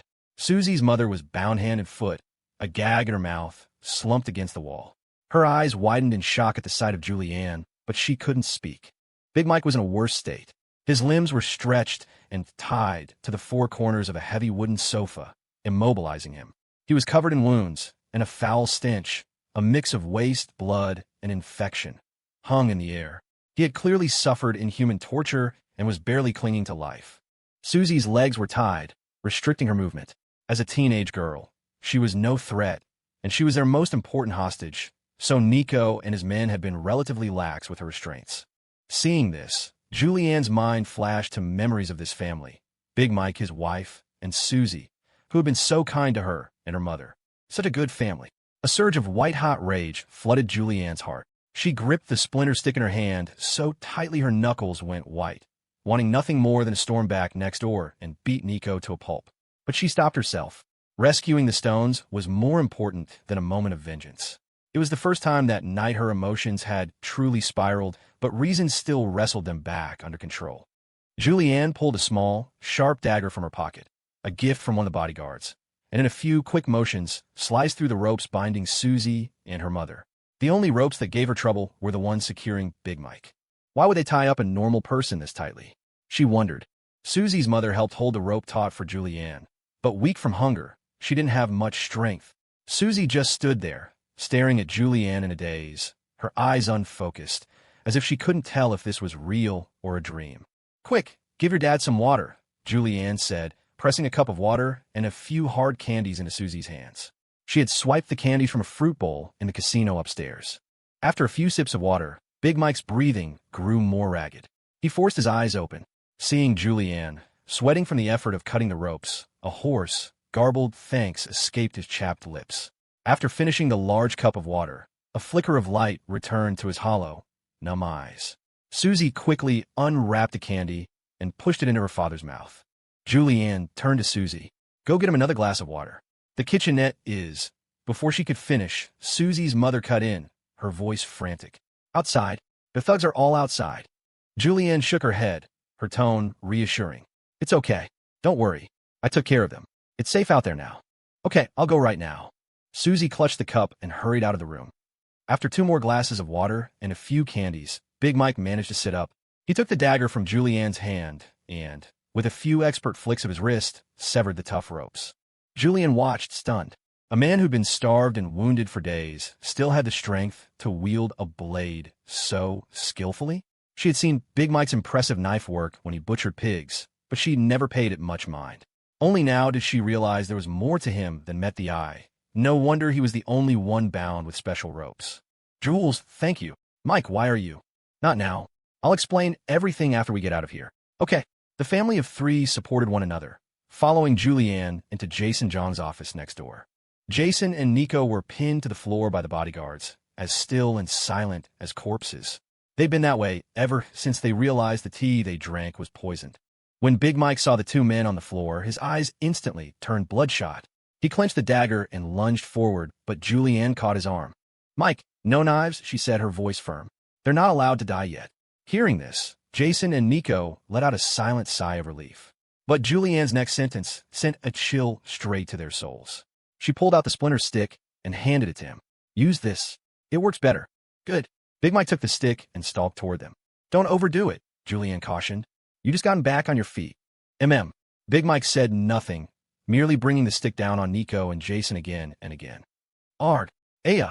Screams like a pig being slaughtered echoed through the office. Meanwhile, on the first floor of the Seventh Heaven Lounge, Leo and Damien were still locked in a brawl with the thugs. It was as if the lounge had an endless supply of them. As soon as one wave fell, another rushed in. The fight had been raging for half an hour. Miller, we can't keep this up. Damien shouted to Leo over his shoulder, his words punctuated by ragged breaths. His stamina was fading fast. Leo knew they were just trying to wear them down, but he couldn't spare a moment to think of a new strategy. Besides, Damien's uncle, Alistair, was fighting like a man possessed. They couldn't have stopped him if they tried. Serafina had been whisked away to a bathroom by Damien's personal bodyguard at the start of the fight, where she was now, pacing and worrying, completely unaware of the situation outside. To break the stalemate, Leo yelled to Damien, Sterling, clear a path for me. I'm going to check the basement. Got it. Damien nodded, then charged to Leo's side. They finally broke through the crowd, only to face another problem. The elevator to the casino wouldn't go down, and there were no stairs. Now what? Damien was dumbfounded. Ding! Just then, the elevator chimed, its doors sliding open. The 2 men simultaneously took a step back, raising their fists in a defensive posture. The elevator doors parted slowly. The first thing Leo saw was Julianne, standing calmly inside. Behind her was a small crowd. For bodyguards, Big Mike, Susie, Susie's mother, and the battered, barely recognizable forms of Nico Sterling and Jason Jiang, their eyes swollen almost completely shut. Leo's gaze locked onto Nico and Jason. He shot a baffled look at Julianne. Did you do this? Beside him, Damien was speechless, his mouth hanging wide open in utter disbelief. Oh, babe, you're finally here. Julianne ignored Leo's question and threw herself into his arms, adopting the posture of a delicate, frightened damsel. You have no idea how scary it was. All the fighting. And those 2, they were so mean to me. She pointed a finger at Nico and Jason, complaining to Leo like a child tattling to her parents. Having been systematically tormented by Julian all night, Nico and Jason heard her words and literally coughed up a mouthful of blood. The sheer injustice of it all had caused genuine internal damage. Julianne had barely lifted a finger all night, yet she had single-handedly dismantled their entire operation, had them beaten to a pulp, and now, to top it all off, she was playing the innocent victim, complaining that they had raised their voices at her. Who wouldn't be enraged to the point of injury? Nico managed to groan. Are you listening to yourself? Who bullied who? Shut up. Julian shot him a glare. The single command was enough to terrify him into silence. This doesn't seem right, Leo stammered, scratching his head. He looked at the scene before him, suddenly unable to tell who the real villain was. Why did it feel like his girlfriend was more terrifying than the bad guys? What the hell happened? We'll talk later, Julianne said with a wave of her hand. First, let's go stop that brawl outside. With that, she had the bodyguards drag the 2 prisoners toward the main lobby. There's a reason they say to capture the king to win the war. Leo, and his crew had been fighting for ages, their efforts only making the thugs more determined, wasting precious time and energy. All it took was one command from a battered Jason Jiang, prompted by Julianne, and the chaos in the lounge ceased instantly. Now, some might be thinking, wow, Liu is useless. He has no mechanics. He fought all that time, and his K/D is 0-3. But why are you so obsessed with the stat sheet? It cheapens a person's contribution, you know? If Liu and his team hadn't provided crucial crowd control and drawn the attention of Nico and Jason, could Julianne have waltzed into the casino and secured the MVP title? Answer me. Look at my eyes and tell me why. Of course not. So, was Liu just getting carried? Absolutely not. A second, heartfelt apology to the reader. As the dust settled, Alistair Sterling's gaze fell upon the young woman standing next to Julianne, her hand gripping Julianne's wrist tightly. The bloody pipe he was holding clattered to the floor. In that instant, he seemed to age several years. Years ago, he was the quietest of the three Sterling sons, the third born with no interest in the family business, content to live a simple life with a woman he loved and their children. But a fire, more than a decade ago, had destroyed everything. Alistair could still see the flames. In every nightmare-haunted night since, he had contemplated ending his own life. He had stood on the edge of rooftops, countless times, ready to jump. His mind was a wreck. Though a decade had passed, his soul was still trapped in that fire, unable to escape. Forever, on those nights when he longed for death, the one thing that kept him going was the thought of his daughter. They had found his wife's body in the ashes, but never his daughter's. So Alistair told himself, over and over, that she was still alive. She had to be. He had to see her again. He couldn't die yet. He had searched for so long, but found nothing. Eventually, he grew numb, abandoning almost all hope, until one day his older brother Donovan came to him. They had a potential DNA match from a hospital on the outskirts of the city. In that moment, hope reignited in his heart, and it was just 3 days after Susie Stone, in the wake of her own house fire before the new year, had undergone a full physical at that very hospital. Alistair's body trembled as he walked, step by step, towards Susie. With each step, his feet grew heavier. The distance between them was only a few yards, yet it was a chasm so vast it had taken him 10 years to cross, a journey that had turned his black hair to silver at the temples. Whoosh! Tears streamed from his eyes, hot and uncontrollable. Sonny, is it really you, Sonny? Startled by Alistair's behavior and appearance, Susie let go of Julianne's wrist and stepped back, clutching Big Mike's arm. But Big Mike just patted her shoulder gently. Go on, he said softly. He really is your biological father. It's time for you two to be reunited. He sighed, his eyes filled with a deep sadness and reluctance. For all these years, he had treated Susie as his own. The bond was real. How could he not be heartbroken? Hearing her father's words, Susie was confused. And she wasn't the only one. Everyone in the room was bewildered. How did a wealthy heiress disappear after a fire only to become the daughter of a butcher from the projects? Julianne asked, her curiosity piqued. What was going on here? Big Mike pointed a trembling finger at the swollen-faced Nico. It's all because of his father. Nico, his face a mess, was completely baffled by the accusation. Big Mike's name wasn't always Stone. He was born Mike Tang, from a poor town in the heartland. In those days, life was hard. He and his younger brother traveled thousands of miles to Ethelberg to find work. With no education or special skills, the two of them could only take on manual labor jobs, earning a pittance. Then, they met a benefactor, the old patriarch of the Sterling family, father to Donovan, Marcus, and Alistair. Seeing their work ethic and honest nature, the old man hired them as drivers. Mike drove for the patriarch, while his brother was assigned to Donovan. After about 6 months, the patriarch decided to train them as his personal bodyguards and paid for their martial arts education. What Mike didn't know then was that the day they completed their training would be the day his brother died. Upon their return, the patriarch assigned his brother to Donovan's side. There were 2 reasons for this. First, Marcus was already showing his ambitious, scheming side, constantly making trouble for Donovan. The patriarch wanted a trusted bodyguard watching his eldest son, just in case. Second, it was a way to keep an eye on Donovan himself, to see if he truly had what it took to inherit the company. That very night, there was a car crash. Mike's brother died protecting Donovan.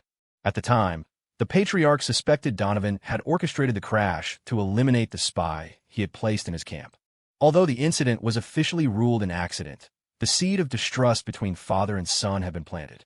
Once suspicion takes root, it's like a crack in glass, impossible to repair. Mike had believed it was a genuine accident. His brother's death devastated him.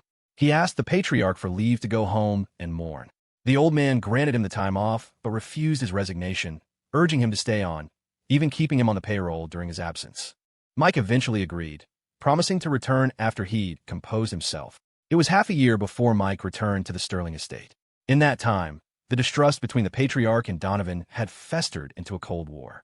Perhaps because Alastair was more obedient, the patriarch favored him heavily during this period. Mike was assigned as Alastair's bodyguard. Alastair accepted without complaint, and the two got along well. The easygoing Alastair had no airs and treated his bodyguard like a friend. At that time, Mike thought Alastair would be the Sterling heir. But soon, a sudden fire destroyed everything. That day, Mike had accompanied Alastair to a business dinner. Halfway through the meal, Alastair received a call that his house was on fire. They rushed back. As soon as the car stopped, Alastair, ignoring everyone's warnings, plunged headfirst into the inferno. Mike was about to follow when he saw a shadowy figure running out of the burning house. He gave chase. As he closed in, Mike heard a cry he knew all too well. It was the sound of Alastair's daughter, who had just learned to walk. He quickened his pace. As a trained professional, Mike's stamina was excellent, and he soon caught up to the figure. Seeing he was about to be caught, the man threw the child into the air. Mike dove, catching the baby just as the man disappeared around a corner. Knowing it was pointless to chase a desperate fugitive, he prioritized the child's safety. He decided to head back to check on Alastair. But as he turned, he heard another cry, this time from a nearby thicket of bushes. He didn't want to get involved, but his conscience wouldn't let him ignore it. He went to investigate. He expected to find an abandoned infant, but as he drew closer, he saw there was nothing under the bushes but a cell phone playing a recording of a baby crying. He froze, instantly realizing it was a trap. Just as he turned to leave, a heavy blow struck the back of his head. When he woke up, he and Alastair's child were on a mountain road halfway up a steep incline. He was covered in injuries, a rib was broken, and to his left was a sheer cliff. The slightest movement would send him tumbling over the edge. The baby was lying in the middle of the road, wailing. Just then, a car sped past. Luckily, its high chassis cleared the infant. The near miss terrified Mike. Ignoring the excruciating pain, he gritted his teeth, crawled to his feet, scooped up the baby, and moved to the side of the road. The guardrail where he had been lying was smashed, likely from a recent crash, with fresh tire marks on the ground. At that moment, he couldn't think. The pain was so intense, he was on the verge of passing out again. He fought to stay conscious, holding the baby and trying to flag down a car. But late at night, in a place like this, people assumed he was a highway robber. No one dared to stop. Just as he was losing hope, a few kind souls finally pulled over and drove them down the mountain. The first thing Mike did was head straight back to Alastair's house. All his money and valuables had been stolen while he was unconscious, so he couldn't even get medical attention. By the time he arrived, Alastair had already been rushed to the hospital for smoke inhalation. Only Donovan and Marcus were at the scene, arguing fiercely. Mike trusted neither of them. He went directly to the patriarch. The old man seemed to already know something. He pleaded with Mike to take the child and hide for a while, promising to handle the rest. Mike agreed without a second thought. Soon after, the news spread. Alastair's wife and daughter were both dead. Upon waking to this news, Alastair had a complete mental breakdown and was committed to a psychiatric hospital. And the patriarch never contacted Mike again. Mike sensed that things were far from over.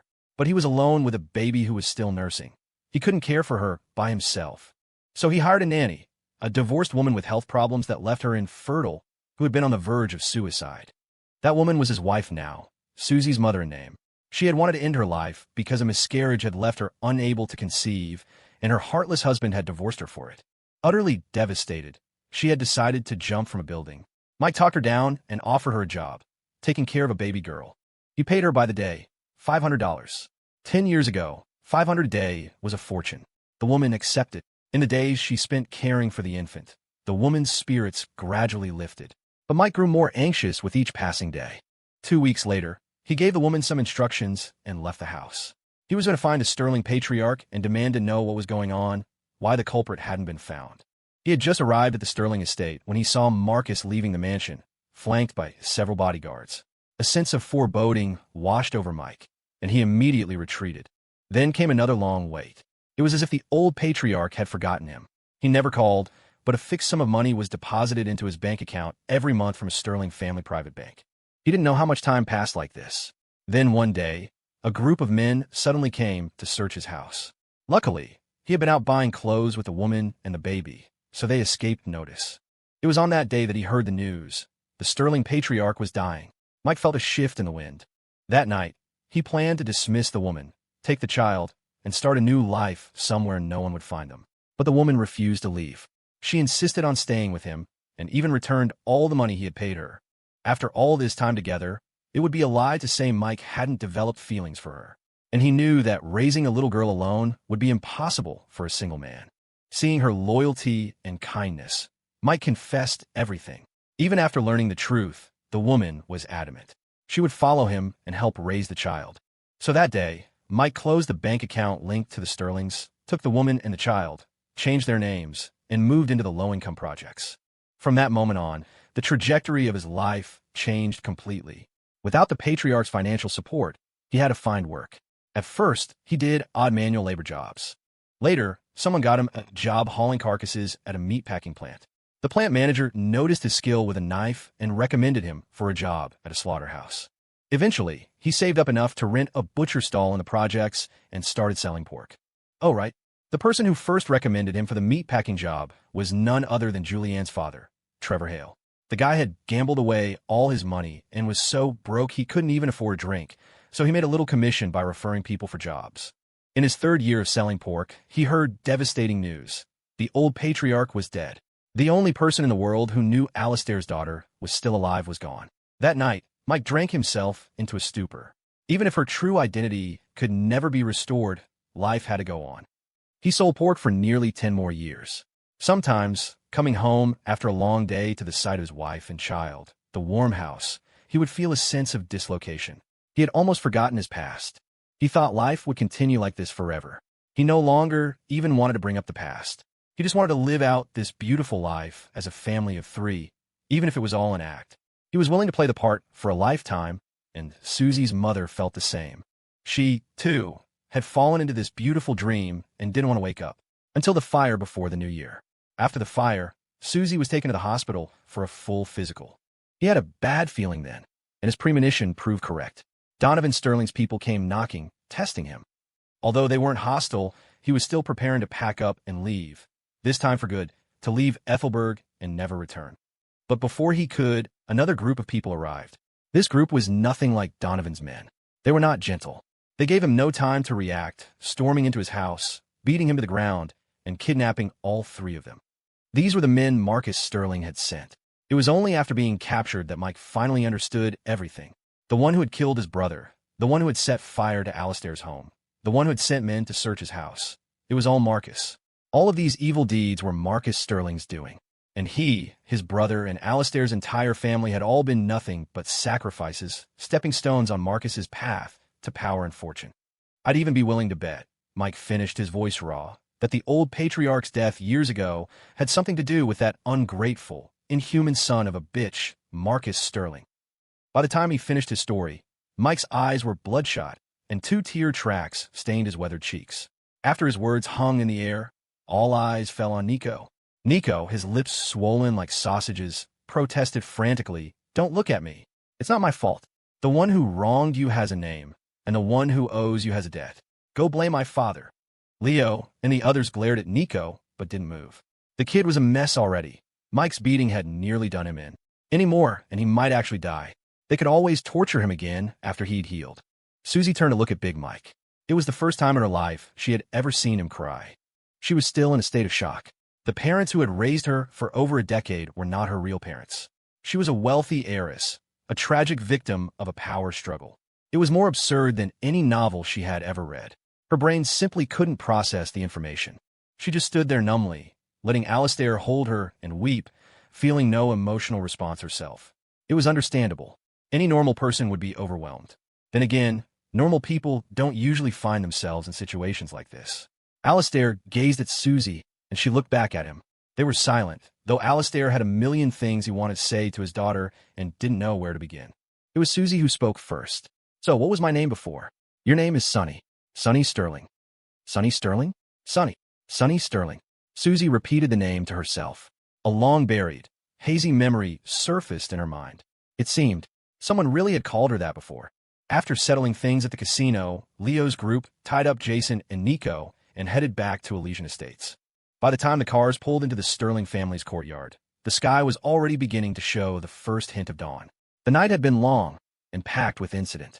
Alistair and Damien dragged their prisoners into the house, with the Stone family walking between them. Leo and Julianne followed at the rear. Leo looked up at the sky, at the last moments before dawn, his thoughts drifting. Julianne noticed he had fallen behind and turned back. "What are you thinking about?" she asked with a smile. Leo looked down at her. "I haven't slept all night. My head's a mess. I can hardly tell if I'm dreaming or if this is real." A flicker of concern crossed Julianne's face. "You didn't push yourself too hard, did you? Is your body okay?" "I'm fine." Leo shook his head and forced a smile. "I'm not as fragile as you think." "Haha, good. Let's go." Julianne walked over, took his hand, and led him toward the house. Leo glanced at her, feeling her laugh was a little too forced. Inside, Donovan and Marcus Sterling were still locked in a heated argument. They had been in a standoff over company shares all night. With the support of a faction of shareholders, Marcus had managed to secure 36% of the company. A few others had been persuaded by Donovan to switch sides at the last minute, leaving Donovan with 34%. Marcus still held the advantage.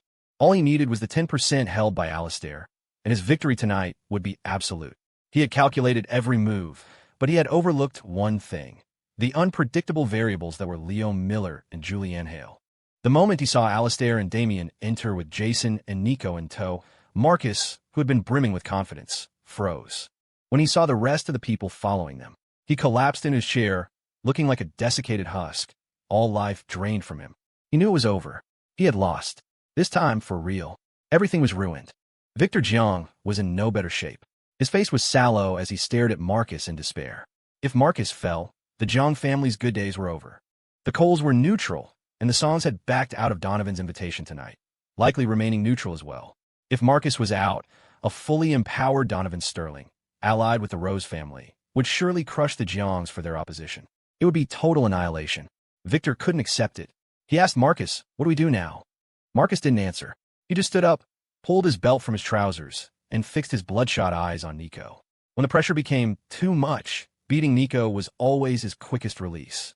He was convinced it was because of his useless, idiotic son that his entire plan had failed. It was all Nico's fault. He had never done a single useful thing in his entire life.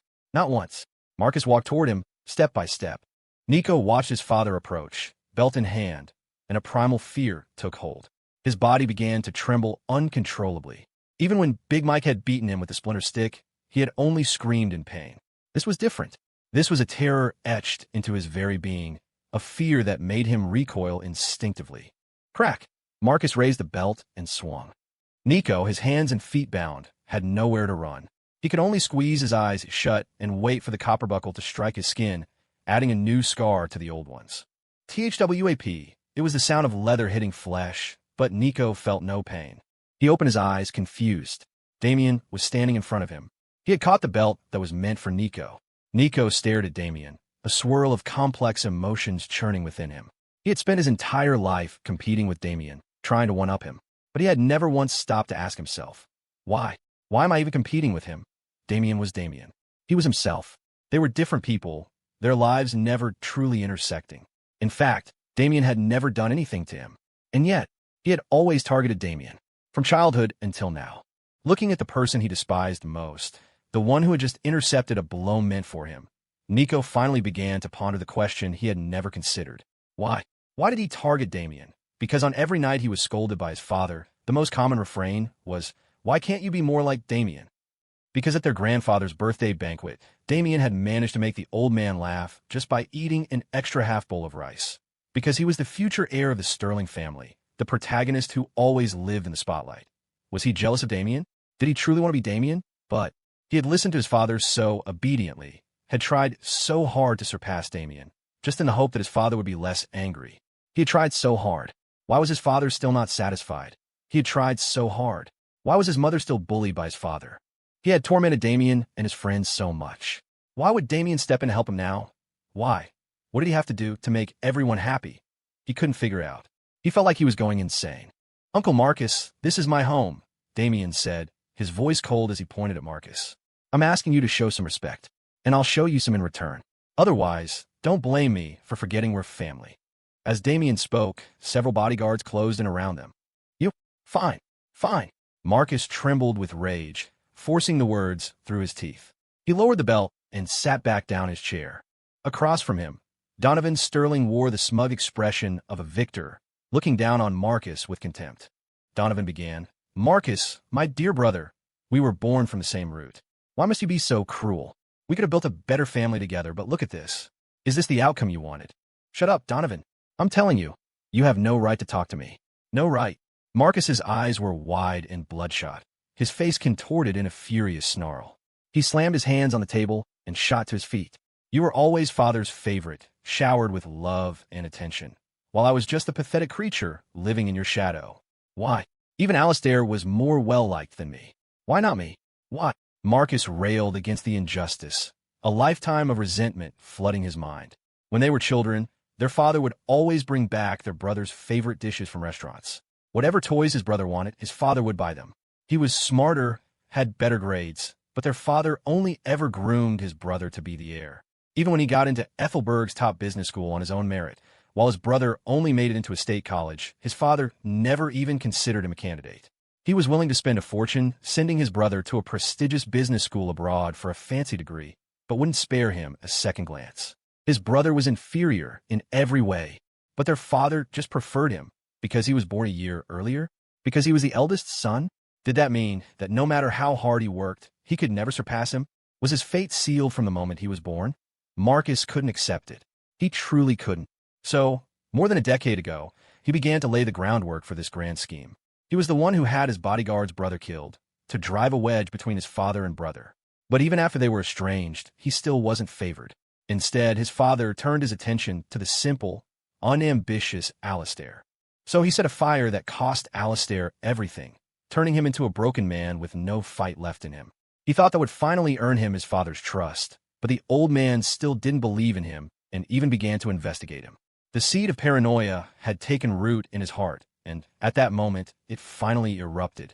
He killed his own father, and from that moment on, he was on a path from which there was no return. But he hadn't expected his father to be one step ahead. The old man had already drafted a will. Even in death, there was no opening for Marcus. So he bided his time, plotting in the shadows, waiting for his chance to turn the tables. As he waited, his heart grew more and more twisted. The number of people he heard along the way grew, and he knew, with a chilling certainty, that he could never go back. So he had to win. But time waits for no one. He watched Damien grow up, watched Donovan slowly dismantle his network. He knew he was running out of time. The pressure was immense. He started having sleepless nights. He even began to forget what he was fighting for in the first place. He had gone completely mad. Marcus! Alistair's voice was hoarse. His face was swollen from the fight in the casino, and his knuckles were still bloody. He didn't know if it was his blood or someone else's. Do you want to hear what father said to me? Marcus turned, his eyes numb, and looked at his younger brother. Alistair began. During the time father and Donovan weren't speaking, he used to tell me that you were the most like him. You were just like him as a child. Incredibly smart but hot-headed. You'd run headfirst into a wall and refuse to back down. You were easily swayed by your emotions. He was the same way when he was young, and his temperament led him down many wrong paths, cost him many precious things. That's why he was so hard on you growing up. He hoped you would learn to channel your intelligence into the family's growth. But you never understood his intentions. Your personality just became more and more extreme. He also told me that Donovan wasn't the perfect heir either. He was too reckless. He was a general, good for conquering new markets, but not for holding onto the territory they'd won. And me, I took after our mother. I'm too indecisive, too kind and slow-witted. I could never manage this family. I was meant to be the mediator between you and Donovan, to maintain the family's peace. So, he never intended to groom me as an heir. He gave Donovan 30% of his shares, hoping he would lead the Sterlings to greater heights. He gave you 20% so you could support your brother and manage the family together. And my 10% was meant to balance the two of you. Huh. Alistair let out a cold laugh. And you, because of your paranoia and selfishness, you killed my wife. You separated me from my daughter for more than a decade. You're insane, paranoid, turning on your own family. Ask yourself, with a heart as venomous as yours, do you even deserve to be the head of this family? You're a madman. You should never have been given any power in the first place. Hearing Alistair's words, Marcus began to tremble, shaking his head in disbelief. Impossible. That's impossible. You're lying to me. You have to be lying. Why would I lie to you? Alistair stepped up to Marcus, his fists clenched, glaring at him. You never understood, Father. You were just convinced that everything was as you imagined it. Now that the truth is out, you still want to run from it to deny your wrongdoing. Even if Father wronged you, what did my wife ever do to you?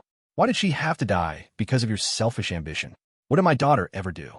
Why did she have to nearly die and live in poverty for over a decade? Because of you. What did Mike Tang and his brother ever do wrong? Were they just supposed to be unlucky because you had an idea? And what about all the innocent people who died because of you? What did they do wrong? Tell me. P.O.W. Alistair finally lost control and punched Marcus square in the face. Marcus was knocked to the ground, an overturned chair landing on top of him. But Alistair wasn't finished. He kicked the chair away, straddled Marcus, and rained down punches on his face. Donovan immediately got up and, with several bodyguards, managed to pull the hysterical Alistair off him. Just then, Marcus's wife rushed into the room. Thud! She fell to her knees. Donovan, Alistair, I know Marcus has done many terrible things over the years, but for the sake of family, I beg you, spare his life. We'll give up all the shares. We'll leave the family with nothing and stay away from Ethelberg forever. Please, I'm begging you, let him live. Her face was bruised from a recent beating, and her body was covered in countless other scars, all inflicted by Marcus over the years. The person who should have hated him most was on her knees, pleading for his life. Even Nico couldn't stand it anymore. He screamed, Mom, why are you begging for this animal? He deserves to die. Let him die. If he's dead, you'll never be hurt by him again. You'll be free. But he's your father. He doesn't deserve to be my father. Julianne, watching the scene unfold, tightened her grip on Leo's arm. Leo knew that in Nico, she saw a reflection of her former self. Get away from me. I don't need your pity. Marcus scrambled up and kicked his kneeling wife over. He was now completely unhinged. Nico struggled against his bonds, roaring, You animal! Don't you dare touch my mother. Marcus paid no attention to Nico's empty threats. He clenched his fists, ready to strike again. But Leo stopped him. Leo grabbed his wrist from behind and kicked him squarely in the lower back. The blow sent Marcus sprawling, face first, onto the floor. What the hell, you piece of trash? You think you can bully me, too? Marcus scrambled up and lunged at Leo. His attack was wild and artless, just flailing fists and clumsy kicks. Leo easily dodged his assault and kicked him to the ground again. See, Leo said, pointing at the fallen Marcus, speaking to his wife. Is a monster like this really worth pleading for? She fell silent. Leo didn't know what she was thinking, but he knew Marcus was getting up again. He grabbed a toppled chair and prepared to bring it down on Leo. Seeing this, Julianne gave Big Mike a subtle nod. Big Mike understood immediately, took out his small knife, and cut the ropes binding Nico. Freed, Nico shot forward. He kicked the chair out of his father's hands, then landed a solid punch on his face. BM!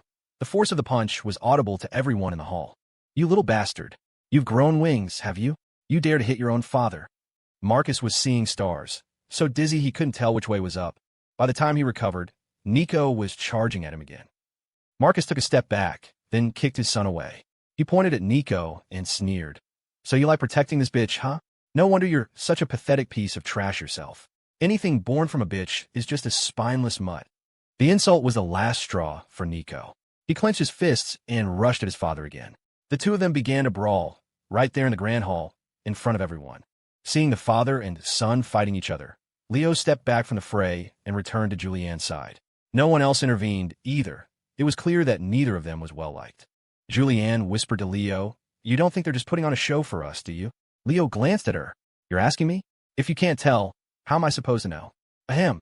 Julianne cleared her throat. How can you be so clueless? You just don't get it, Leo said with a grin. If I'm the dumb one, it makes you look smart when we're together. See? Puffed. Julianne almost burst out laughing, but she managed to stifle it in the tense atmosphere. This is hardly the time for jokes.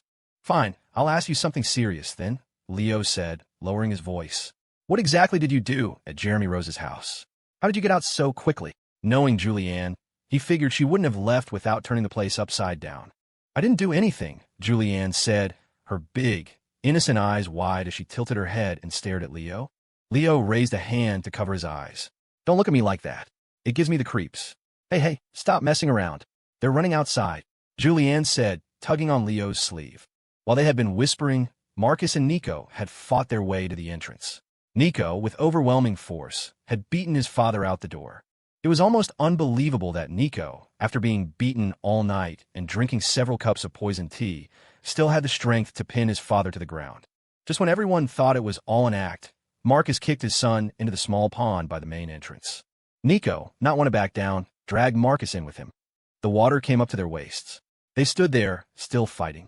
Marcus grabbed Nico's head and forced it underwater. At this point, Marcus had probably lost his mind completely. He was trying to kill his own son.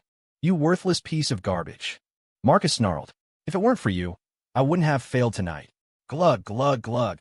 Nico swallowed mouthfuls of pond water, struggling desperately. Faced with the fear of death, he found a surge of adrenaline, broke free from his father's grip, and resurfaced. Gasp! After taking a few deep breaths of fresh air, he turned, grabbed his father by the neck, and shoved his head underwater. Marcus didn't have the same stamina. He couldn't break free, and, after swallowing several mouthfuls of water, he began to slap frantically at the surface, splashing water onto the surrounding flagstones. The pond was in chaos, the fish inside, darting to the edges to get away from the turmoil. After a few more struggles, Marcus's movements grew weaker.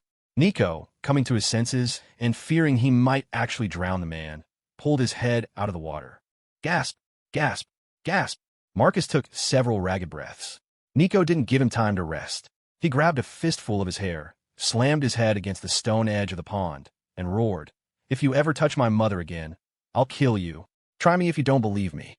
With that, he smashed his father's head against the stone slab one more time. Thud! After a dull thud, Marcus was knocked unconscious. Before he lost consciousness, he felt as if he were sinking into the water. His body was descending, the morning sky growing blurry above him. In the shade of a tree, he could faintly see ripe fruit. He was transported back decades to his summer afternoon. He, his older brother, and his younger brother were picking apricots in the yard. His older brother would give the biggest ones to him and their younger brother. He would give the biggest and best ones to his younger brother. The three of them would sit under the tree, eating the fruit. He could always eat them cleanly, without getting juice on his hands. His brothers would ask him how he did it, complimenting him on being the smartest of the three. Back then, their lives weren't perfect, but they were so happy. Back then, they had nothing, and yet they had everything. For the sake of some empty, meaningless power, he had killed so many people. So what was I chasing my whole life? Marcus asked himself in his final moments of consciousness. He had spent his entire life chasing something that, in hindsight, he'd had from the very beginning. Marcus Sterling was pulled from the pond. Big Mike tied Nico up again. As the sun rose, a sense of calm seemed to settle over everything. But it was a deceptive calm. Serafina and Damien's wedding was postponed until the end of the month. The Sterling family, at least, would not be peaceful for some time. The shareholders who had so fervently supported Marcus were now on their knees, begging for mercy. But Donovan Sterling was not about to keep such disloyal elements around, waiting for them to stage another coup. He used aggressive tactics to reclaim all their shares, rewarding the shareholders who had supported him with new stock. A few days later, from his hospital bed, a defeated Marcus signed over his shares. With a firm grip on over 60% of the company, Donovan was no longer in a rush to claim Alistair's 10% or the 20% that would come with Damien's marriage. As for the Jiang family, they fared no better. Their casino was raided by the police, all their assets were frozen by the courts, and their company was forced to shut down. Although Jason's product trafficking operation had been cleverly concealed and the family had some connections, they couldn't withstand the onslaught. Donovan Sterling, seizing the opportunity while they were weakened, canceled all contracts and sued them for breach of contract and project losses. The Jiang family was finished. Victor Jiang was already making plans to secretly send his wife and son out of the country. Meanwhile, the Song and Cole families withdrew from the old four-family power structure and began to align themselves with the Millers. The power dynamics of Ethelberg had shifted dramatically overnight. Donovan wasn't worried. His relationship with the Miller family was currently stable, and he had no time to worry about anything else. The power struggle had left the Sterling family's finances in chaos. His priority was to reorganize the group and restore the family and its company to their former glory. And the ultimate winner of this whole drama, surprisingly, was Charles Miller. He had done nothing, just sat at home, and suddenly found himself with two new allies, inexplicably becoming the head of the most powerful family in Ethelberg. Because of this, Leo began to reconsider a question that had been nagging him. Everyone's lives are changing because of my choices, but I feel like I'm losing control of the story. Is that a good thing or a bad thing? Is this what Logan meant on that note? About choosing what kind of life you want. A few days later, Alistair threw a grand homecoming gala for Susie, officially welcoming her into the Sterling family. That day, she wore a magnificent gown, adorned with jewels she had never seen before. She stood on a stage in the middle of a vast courtyard, surrounded by a sea of flowers that all seemed to bloom just for her, basking in the praise and applause of the guests. But there was no joy or excitement on the young woman's face, only anxiety and a fear of the unknown. Her darting eyes and slightly hunchback made her look like a thief caught in the act. Don't slouch. Head up, chest out, look straight ahead, Julianne said softly, gently placing a hand on her back. Susie turned, a look of surprise and relief on her face. Jules, I'm so glad you're here. Don't be afraid, Julianne whispered, so only they could hear. Remember, you belong here. Be brave and accept everything that was always meant to be yours. With that, Julianne, her head held high with confidence, took Susie's arm and walked with her to the podium. Perhaps inspired by her friend, Susie also lifted her head. She began, Hello, everyone. My name is Susie Stone. You can also call me by my other name, Sonny Sterling. 10,000 words of speech omitted. Finally, I want to sincerely thank one more person, a very special big sister. After her speech, Susie turned to look at Julianne, her eyes filled not just with gratitude, but with adoration. Sitting at a table with Damien and Serafina, munching on KBBQ skewers, Leo saw this and joked, Oh, I think my girlfriend has a fangirl. Am I about to be replaced? Uh-huh. His words sent the other two into peals of laughter. After Susie finished, Alistair took the stage and announced, in front of everyone, that he was transferring all his shares and assets to his long-lost daughter. He would give her everything he could to make up for the life she should have had. A line popped into Leo's head. I'm back. And this time, I'm taking back what's mine. Furthermore, Alistair announced that he would build a private villa for Big Mike and his wife on the estate grounds, with a design similar to his own, so that Susie wouldn't feel out of place. In other words, Susie now had two homes. After the party, Julianne and Susie chatted in a room for half an hour before coming out. When she emerged, Julianne was practically skipping, looking incredibly happy. Leo asked curiously, What did you two talk about? You look so pleased. Hee hee. Not telling, Julianne said with a sly grin, looking at Leo. It's a secret between me and Susie. Ooh, a secret is it? Haha, get lost. Julianne laughed at Leo's teasing expression. They walked toward the garage together. At the exit, they saw Damien and Serafina, who were just leaving. Julianne asked casually, So when's the new date for your engagement party? Serafina replied, End of March. That's only a few weeks away, Julianne said playfully. Leo and I are planning on getting engaged in June. Maybe you guys should wait, too. We could have a double engagement. Hey, that's not a bad idea. Serafina turned to Damien. What do you think? Damien thought for a moment. If you think it's a good idea, then I'm all for it. Whatever you want, babe. We'll talk to our families when we get home, Serafina said. Julianne was surprised. She waved her hands. Oh, I was just kidding. It's no big deal if it doesn't work out. It's okay. We'll ask them and see what they say. Okay. After a brief chat, Damien and Serafina left. Leo and Julianne found their car in the garage. Before getting in, Leo suddenly felt a sharp, dull pain in his chest. He instinctively touched his nose. Thankfully, no blood. Julianne, already in the car, opened her door. Babe, are you getting in? Yeah, in a sec. Lately, I haven't been sleeping well. My memories are getting fuzzier. If it weren't for these documents reminding me, I think I'd be forgetting that I'm living in a novel. Is that a good thing or a bad thing? Leo Miller's notes. From the day they meet, everyone has a countdown timer ticking away in the background. When the countdown ends, they've seen each other for the last time. Leo, will you leave me too? Julianne Hale's notes. End of part 3. You can't change the past, but the future is yours to write. Final part. To betray the world for you. In a lecture hall, the advanced calculus professor was lost in his own world. Below him, a vast swath of students had succumbed to sleep. See? Even afternoon math classes are a surefire cure for consciousness. My dad wants us to come over for dinner tonight. Should we head back early? Leo whispered to Julianne. Sure, Julianne nodded. It's been a while. Should I bring a gift for your parents? Nah, Leo shook his head. It's just a casual dinner. Besides, it's not like they need anything. No, it feels awkward to show up empty-handed. I should bring something. Julianne glanced at her phone. We can stop at a fruit stand near our place on the way. Fruit, huh? That works, Leo agreed. Bored, Julianne opened her author dashboard on her phone and refreshed her stats for the day. Her eyes widened. Lily, it's payday for my royalties today, she whispered excitedly. Oh, Leo tilted his head. How much this month? I don't know yet, she said, shaking her head happily. The final numbers come out tonight, but I think I might break $10,000. Over the New Year's break, her novel's numbers had steadily climbed. One day, her earnings had hit $1,000, and she'd been so excited she video called Leo all night, dancing around her room. It was adorable. Leo thought back to the first time his own daily royalties had broken 1,000. He'd been even more ecstatic than Julianne, but he'd had no one to share it with. On that payday, he'd splurged on an $80 deluxe bowl of malatang and ate until he had to waddle out of the restaurant. Thinking back, he felt a little foolish. See, that's the kind of dumb thing only someone who's been poor for a long time does when they suddenly get money. The afternoon math class, which felt both endless and fleeting, was finally over after what felt like 3 rounds of TFT. Just as Leo lost his 4th place match, the dismissal bell rang. Miller, Jules, you guys want to grab dinner? Damien called out, holding Serafina's hand.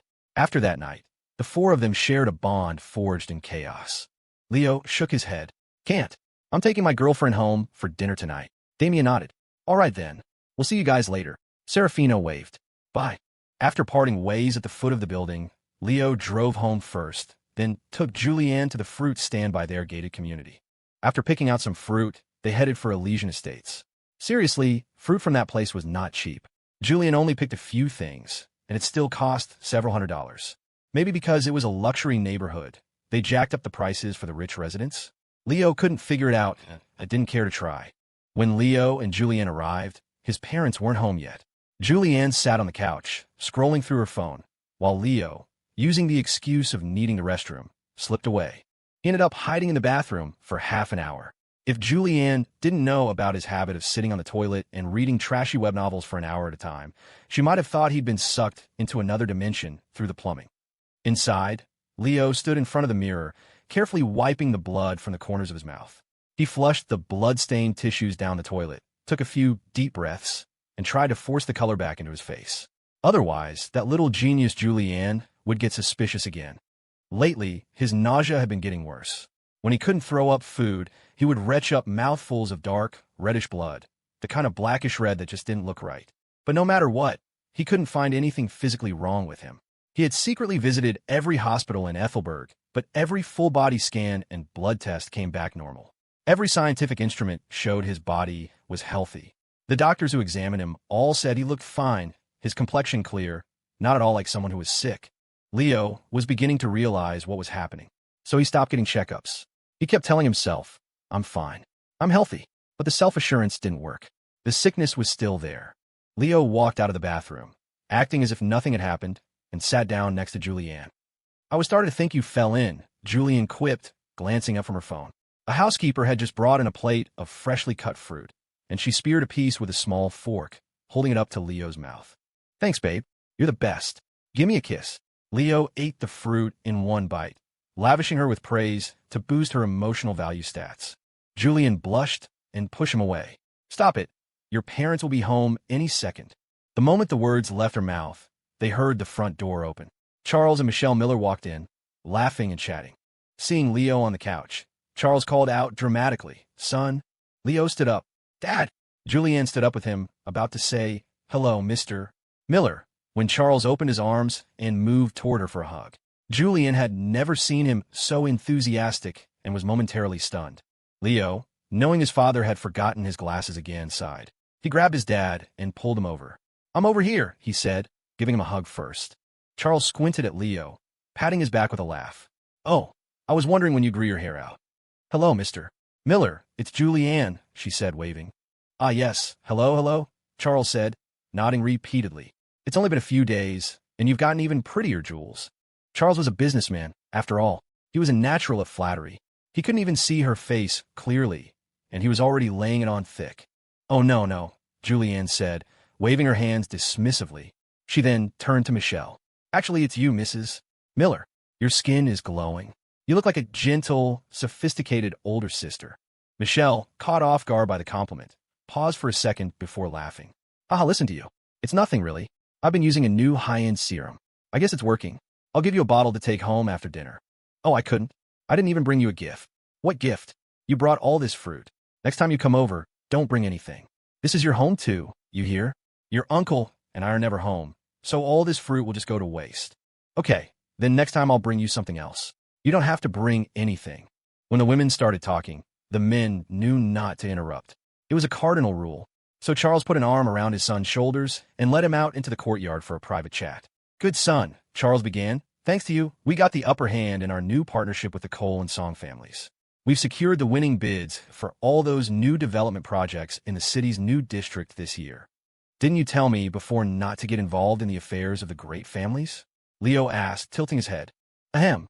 Charles cleared his throat to cover his embarrassment. That was then, this is now.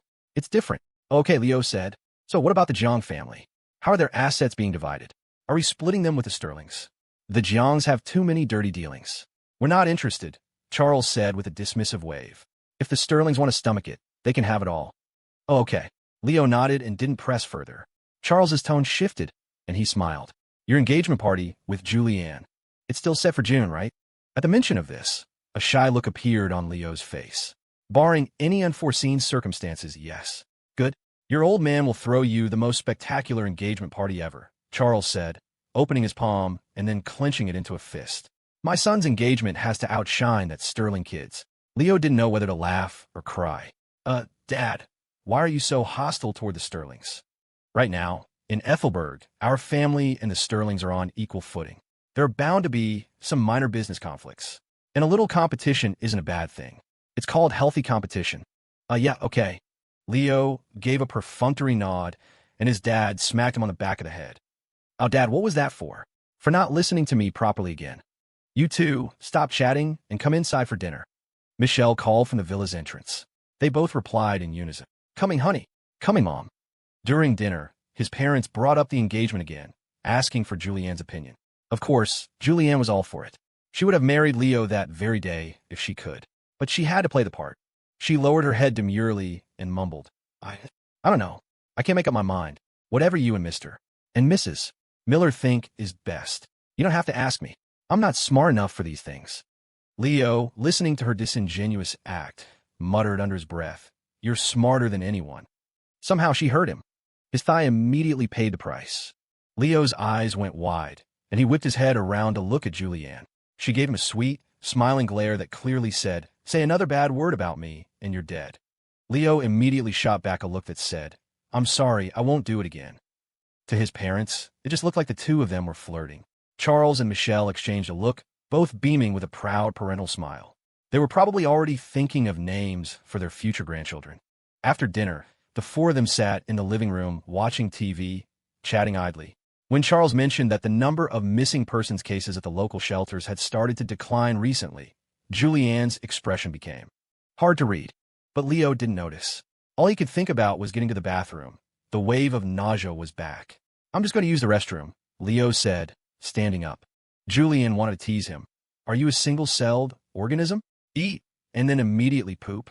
But since his parents were there, she had to maintain her ladylike image and refrain from such uncouth words. At 8 o'clock, Leo and Julianne left the Miller estate and returned to their own small villa. Clara Hale was staying in the faculty dorms at the university, so they had the place to themselves, which was nice. After a shower, as they lay in bed, Julianne asked, Want to go for a round? Huh, now? But I'm a little tired, Leo said, scratching his head sheepishly. TCH, Julianne scoffed. Just say you can't handle it. Who says I can't? One round, let's go. Leo was provoked. He pulled out his phone from under the covers, and the two of them queued up for a tense and exciting duo match. With Leo's marksman pulling off flashy plays and Julianne cheering him on, they easily secured the win. At this point, some might ask, does going for a round just mean playing a game? Well, I ask you, what else would two people be doing in bed together at night besides playing games? If your mind went elsewhere, then I can only say, you're right, it's exactly what you're thinking. After a satisfying duo Q victory, Leo felt the urge to light a cigarette. He'd heard it was better than any high, but he didn't smoke, and there were none in the house.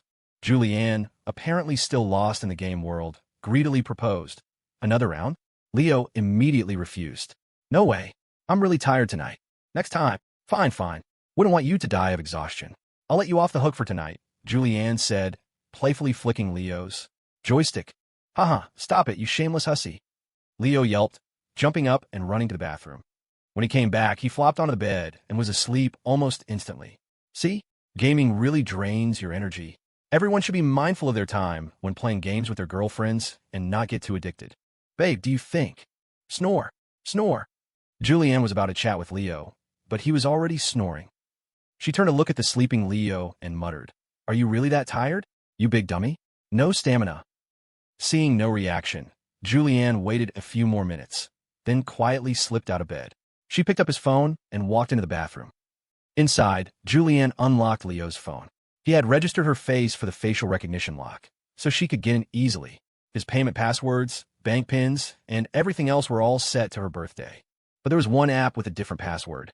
Julianne quickly opened Leo's author dashboard app, StoryForge. If you'll recall, last semester, when Leo and Julianne were having a writing competition in the Campus Commons bookstore, Leo had shown her the novel he was writing in this world.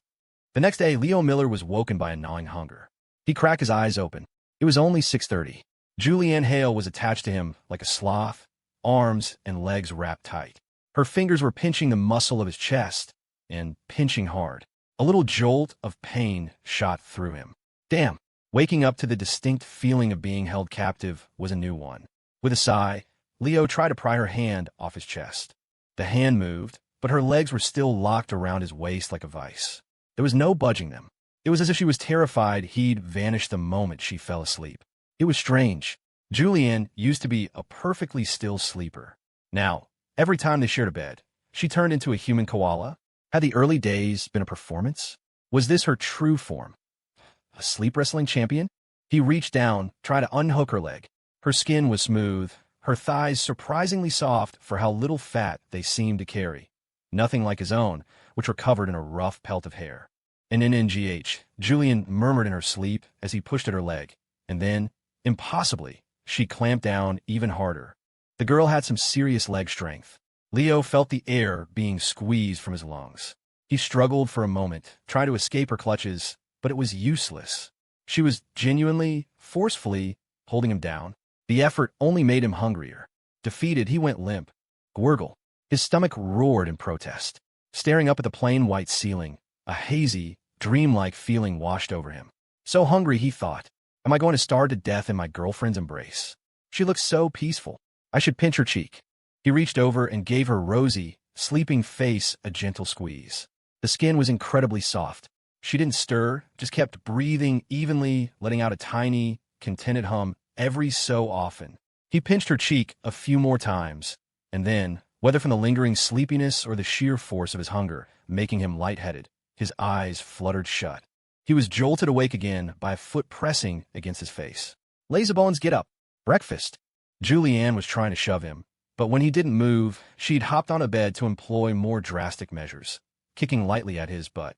Come on, the sun's already up. Still no response from Leo. You big pig. The noodles are going to turn to mush, she declared, pressing her bare foot against his cheek. The sensation of being suffocated finally shocked him awake. He opened his eyes. MMPH, what are you doing? Waking you up. Who wakes someone up by stepping on their face? Julianne's eyes narrowed into mischievous slits. What's wrong?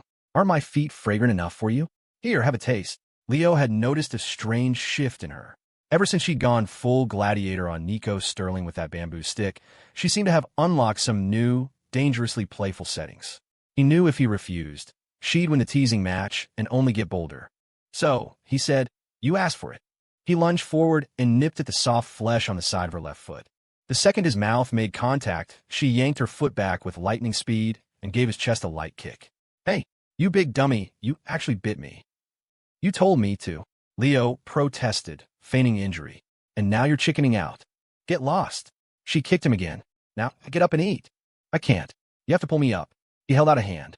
Julianne leaned down, but instead of taking his hand, she opened her mouth with a theatrical whoa and bit down on the side of his palm. Leo stared at her, utterly baffled. What was that for? Umph, she snorted, a challenge in her eyes. That's punishment for biting my foot. But I didn't even really bite you, he whined, his sense of injustice growing. Doesn't matter. She was in full brat mode now, sticking her tongue out at him. La la la, I can't hear you. All right, you're done for. Leo grabbed her by the ankle and yanked, pulling her down onto the bed. Haha, what are you going to do? You bit me, so I have to bite you back. Are you a dog? MMPH. He wrapped his arms around her, captured her face, and gave her lips a soft, deliberate bite. That shut her up. Okay, Stop fooling around, she said, her voice softer now. Let's really go eat before the noodles may get cold. No, Leo murmured, burying his head against her chest like a child whining for milk. Kiss me first. A moment ago, he couldn't get up. Now he refused to. You perv, Julianne flicked his forehead gently, then wrapped her arms around his head and gave him a proper kiss. All right, up. By the time they finally made it out of the room, the noodles were not only mushy but cold. Still, because Julianne had made them, Leo thought they were delicious. After eating, Leo saw the weather was nice and went to sit in the yard to soak up some sun. The warmth felt good, the first real comfort he'd felt all morning. Ugh! Just as he started to relax, a wave of nausea washed over him. He clamped a hand over his mouth and dry heaved. Julianne was just coming outside. She heard the sound and asked with concern, "What's wrong?" And nothing. Leo shook his head, quickly inventing an excuse. Probably just ate too much this morning. A little indigestion. Really? Yeah. He nodded, grabbing her arm. Next time, make a little less for me. Julianne frowned. But you barely had anything. It was a huge bowl. What are you talking about? He cut her off before she could argue, pulling her down onto his lap. All right, my queen, come bask in the sun with me. No way, it's too hot today. Is it? I think it's perfect. It's definitely too hot. Leo pointed to the nearby patio umbrella. Then go sit under the shade. You come with me. Nope, he said, shaking his head. I need the sun. Fine, she sighed. I'll bake with you. She dragged a lounge chair next to his. But before she could even lie down, Leo was already asleep. Julianne stared at him. This lazy pig. He just woke up, and now he's sleeping again. Then she remembered him doing the same thing on the balcony a while back, falling asleep moments after sitting in the sun. Could sunlight really have a tranquilizing effect? She lay back and closed her eyes, but sleep wouldn't come. Leo slept until noon. When he opened his eyes, Julianne was gone from the chair beside him. The sun overhead was just as warm. He stretched languidly and walked inside. Julianne was in the kitchen making lunch. Her hearing was sharp. She heard his footsteps immediately. "You're awake?" she asked, glancing over her shoulder at the lazy, sleep-rumpled boy behind her. Leo grunted. He stepped forward, wrapped his arms around her waist from behind, and rested his chin on her shoulder. It had become his new habit, hugging her like this while she cooked. At first, she used to say, "Don't mess around, I'm cooking." But over time, she'd grown used to it and stopped bothering to protest. "Babe," Leo whispered by her ear, his warm breath making her skin tingle. Her face flushed. "What is it?" "Nothing. You just smell so good." "Oh, get off." She shot him a sidelong glance. "Go away, don't bother me. My vegetables are going to burn." "Hey, you're being mean to me. My feelings are hurt." Leo held on tighter. "Babe, I was actually awake at 6:30 this morning. But you had your legs wrapped around my waist so tight, I couldn't get up.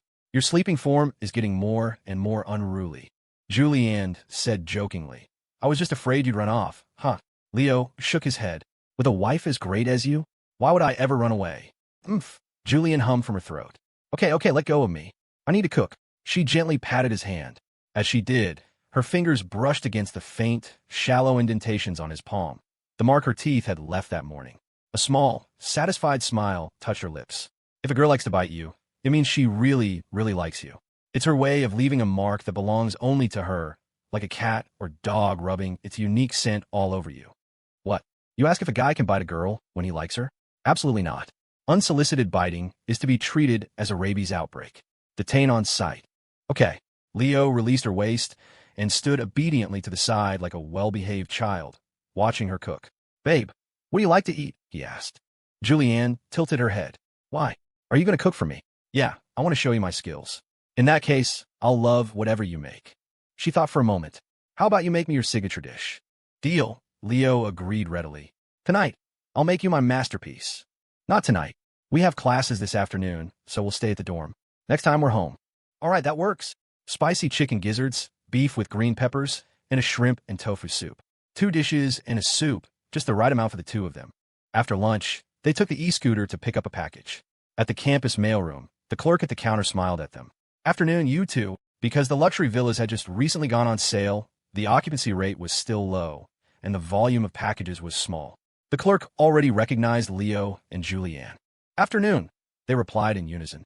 While Julianne went inside to find their package, the clerk struck up a conversation with Leo. "Man, I'm so jealous of you," he said. "Jealous of me?" "Yeah, you've got a great girlfriend. You're loaded. You're the definition of a winner in life." Leo just smiled. Don't worry, you'll have it all soon enough.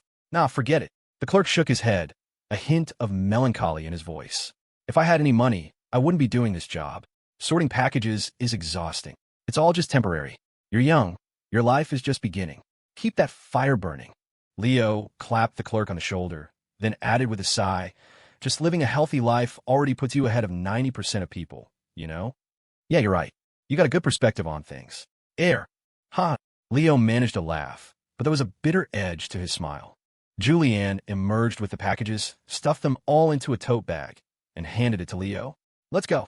Leo turned and gave the clerk a wave. See ya.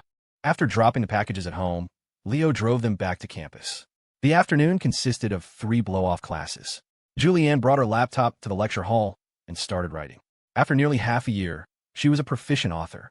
Her typing speed had increased dramatically.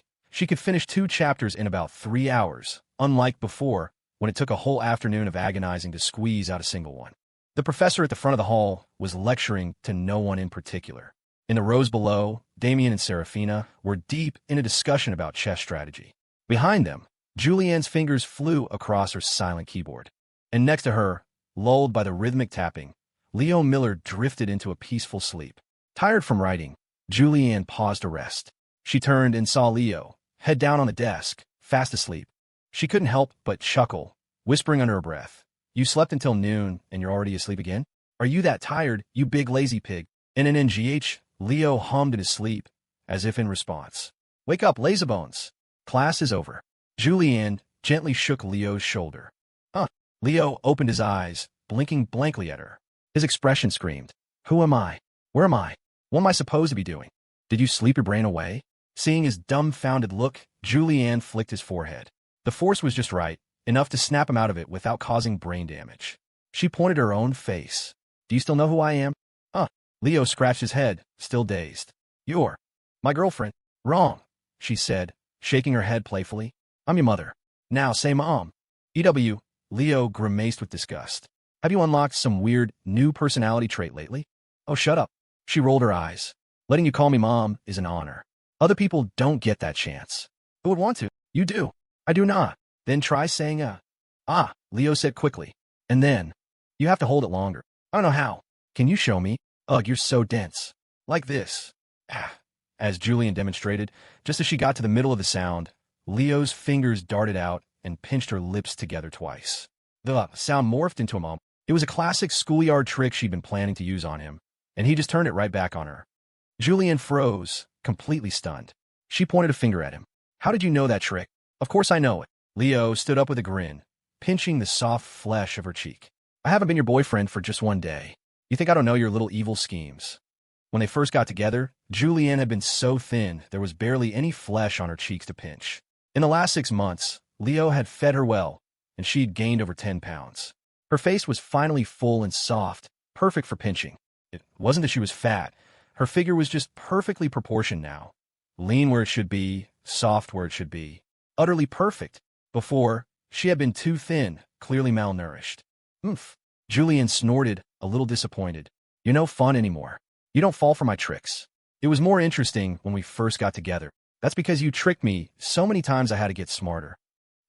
Hearing that, Julianne gave a sheepish laugh. Leo grabbed her backpack for her. "Come on, let's get dinner. I'm starving. You can still feel hungry?" Julianne linked her arm with his as they walked out of the classroom. "I thought someone who slept all day wouldn't have an appetite." Leo was silent for a moment, then broke into a grin. "Haha. Well, I was just really tired from last night." "Last night? You surrendered after 1 round and fell asleep before I did. How could you be this tired?" Julianne's long, beautiful eyes narrowed into a thin line. She stared at him suspiciously. "Something's not right, Mr. Miller. Why are you so run down lately?" Leo looked down, embarrassed. "A man needs his rest, you know." Julianne waved a dismissive hand. Fine. We're staying at the dorm tonight, so I'll let you off the hook." Leo clasped his hands together in a mock bow. "I am eternally grateful for your mercy." He breathed a silent sigh of relief when she didn't press further. He had no idea what was happening to him. He was getting sleepier and sleepier, like he could never get enough rest. And he was always hungry, but every time he ate more than a few bites, a wave of nausea would hit him. It was a vicious cycle. It wasn't that Julian didn't want to keep asking, But she knew that when a man was willing to use his own virility, his own pride, as an excuse, it meant he was hiding a secret more important than his dignity. And if he didn't want to tell her, pushing wouldn't help. She already had a bad feeling, a creeping premonition. But she was an idiot. She wouldn't be the kind of hysterical, foolish woman who picked at a wound until everyone was miserable. In fact, she found herself regretting her own perceptiveness, wishing she could be a little dumber, a little slower to uncover Liu's secret. A deep sense of unease was already taking root in her heart. She had a feeling that the day she learned his secret, she couldn't bear to think about it. She just squeezed his arm tighter. The campus dining hall had a new build-your-own spicy noodle bowl spot. Damien and Serafina had said it was pretty good, so Liu and Julianne decided to try it. It was similar to a hot pot bar, but with pre-braised options like duck heads, necks, and chicken wings that you could add to the soup base. It was also surprisingly expensive. Liu and Julianne's casual selections rang up to nearly $100. When Julianne saw the total, her jaw dropped. She never would have guessed it would cost so much. The older would have turned and run. After getting their food, they sat at a two-person table with a comfy booth seat. This little bit was $40. Julianne stirred her bowl, then glanced at Liu's $60 monstrosity. That one braised chicken leg must have been, $15 by weight. Probably. Liu was already tearing into the chicken leg, unconcerned. It's fine. It's expensive, but at least it tastes good. No. Julianne shook her head. I feel like you're corrupting me. I'm so used to your big spending now that $100 noodle dinner doesn't even seem that expensive. I can't continue this life of decadent luxury. $100 noodle dinner counts as decadent luxury? Liu didn't know whether to laugh or cry. You're talking nonsense today. I am, aren't I? This whole day has been strange, Julianne said, her words laced with a hidden meaning as she looked up at him. Liu didn't catch the undertone. He was too busy critiquing the chicken leg. A little too salty and way too spicy. Her mom's roasted chicken was much better. Speaking of which, wasn't roasted chicken one of his signature dishes? Maybe he should make it for her sometime. Lost in thought, he completely missed the gravity in her voice. After dinner, Liu and Julianne walked back to their conjoined dorm suites. Ever since she and Serafina had moved in next door, life had become much easier for Liu and Damien. No more awkward treks between the girls' dorm and their own just to walk their girlfriends home. Back in the suite, Liu felt another wave of exhaustion. After a quick wash-up, he was ready for bed. Damien and Serafina were on the couch, deep in a discussion about a video game. They had settled into a comfortable, old married couple dynamic, no longer shy about their affection. Liu had asked Damien once if he and Serafina had ever gotten serious. Damien had blushed and shaken his head. If Liu's memory of the novel was correct, Damien didn't seal the deal with Serafina until the grand finale. It made sense. Too much explicit content in a story could get it flagged. A smart author like Liu knew to save the big payoff for the end. By then, even if you got caught, you'd already made your money. So, no more complaining about authors fading to black. He knew what he was talking about. Miller, you're turning in this early? Damien asked, watching a yawning Liu rub his eyes. Yeah, yawn. Liu nodded, another yawn escaping. Just tired. Going to sleep early. Early to bed. Early to rise, you know. Serafina nodded. Okay, we'll keep it down while we game, so we don't bother you. It's fine. Play as loud as you want. I sleep like a rock, Liu said with a dismissive wave. Besides, these walls are thick. With that, he disappeared into his room. He was practically asleep before his head hit the pillow with zero wind-up. Outside the room, Serafina watched the closed door and whispered to Damien, Do you feel like Liu's been in a really bad state lately? I don't know. Damien scratched his head. Maybe he's been pulling all-nighters gaming. Is gaming the only thing in your brain? Serafina shot him an exasperated look. Knock, knock. Just as they were talking, there was a knock on the suite door. It was Julianne, already in her pajamas. Serafina's face lit up. Jules, what are you doing here? It's all your fault, Julianne said playfully.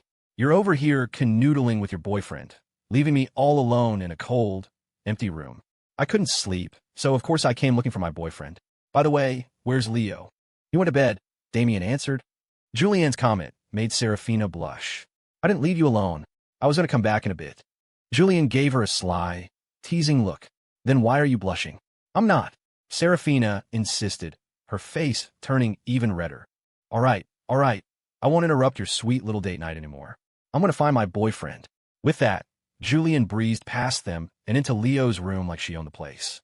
Damien and Serafina exchanged a look. See?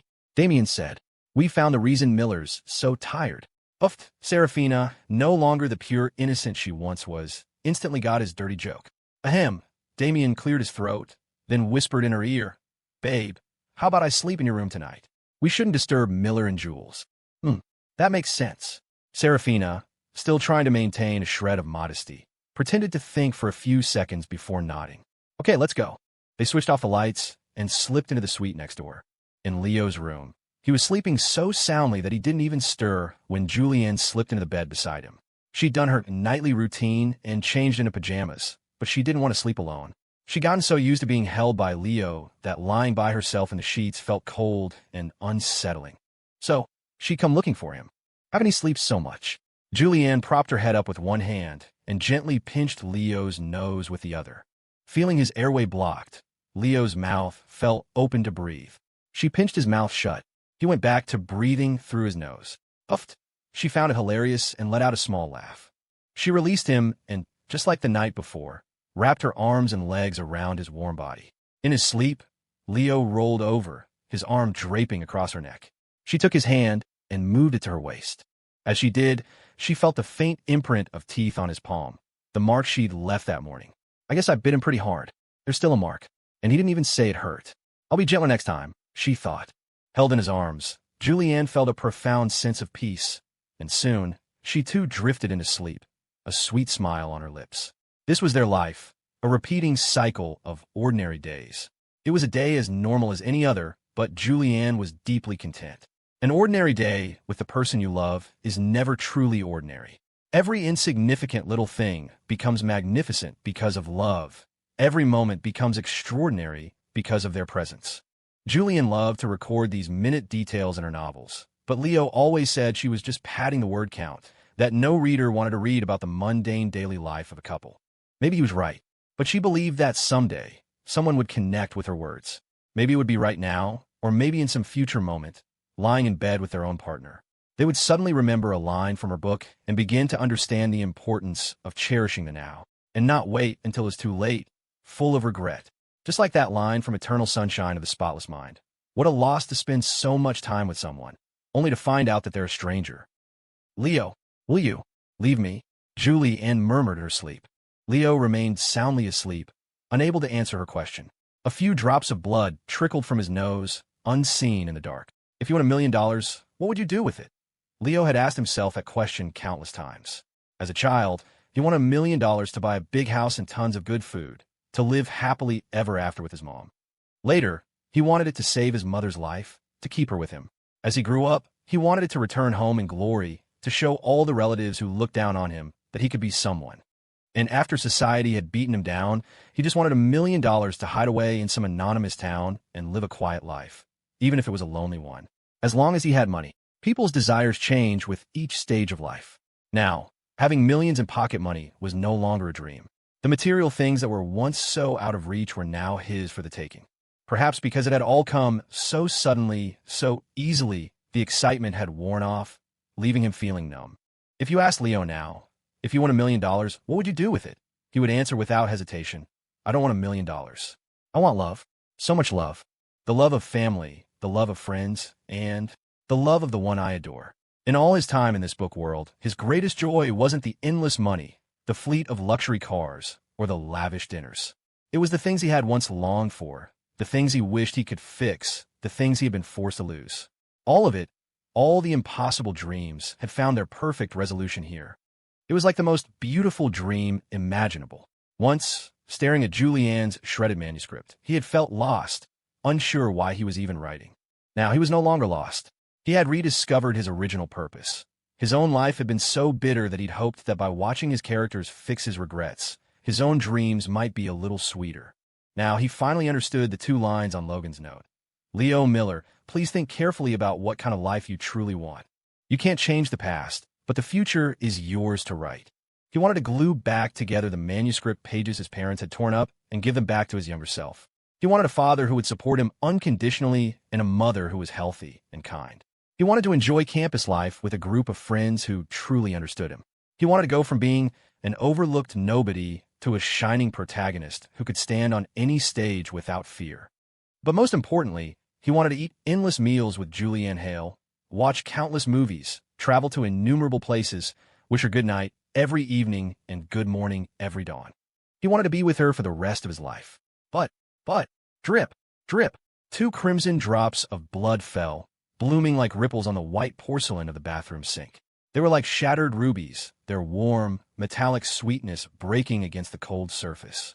The splash was a spray of panicked butterflies, a fine red mist settling on the basin walls.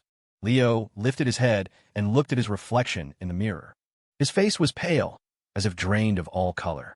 His eyes were shot through with red veins. A thick stream of blood was pouring from his nose. He frantically splashed hot water on his face, trying to wash the blood away. But it only flowed faster, turning the water in the sink crimson.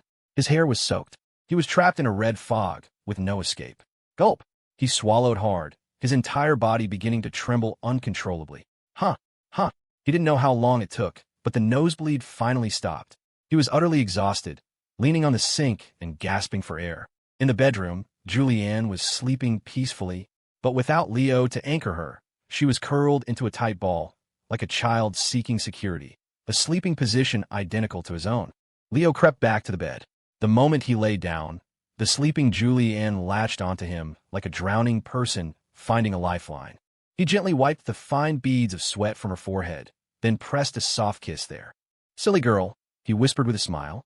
"I'm not going anywhere. Why do you hold on so tight?" "NNNGH," she hummed in her sleep.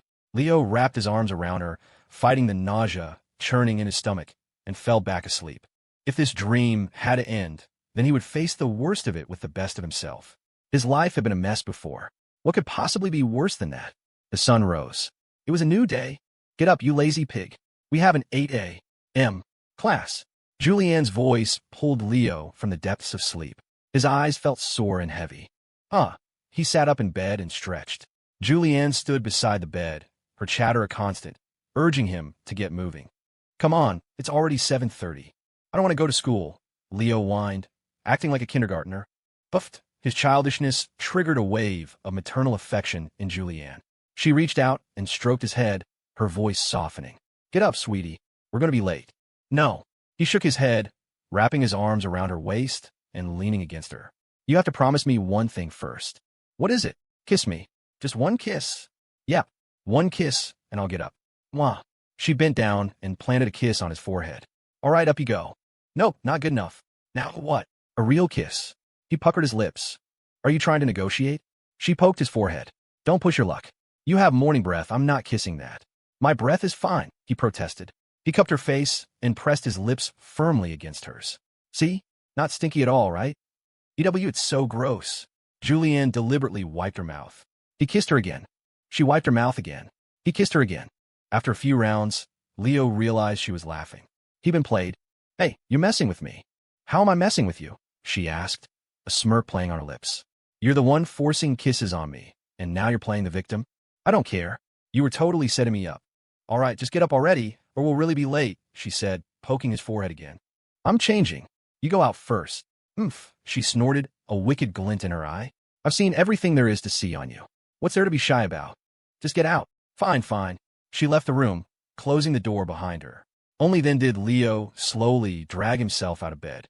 Liu and Julianne were still late. But it didn't matter. Liu was the son of a major university donor. No professor would dare fail him. He forced himself through the day's classes, running on fumes. When Julianne asked what was wrong, he blamed it on catching a slight chill the night before. After dinner, she insisted on dragging him to the campus clinic for some medicine.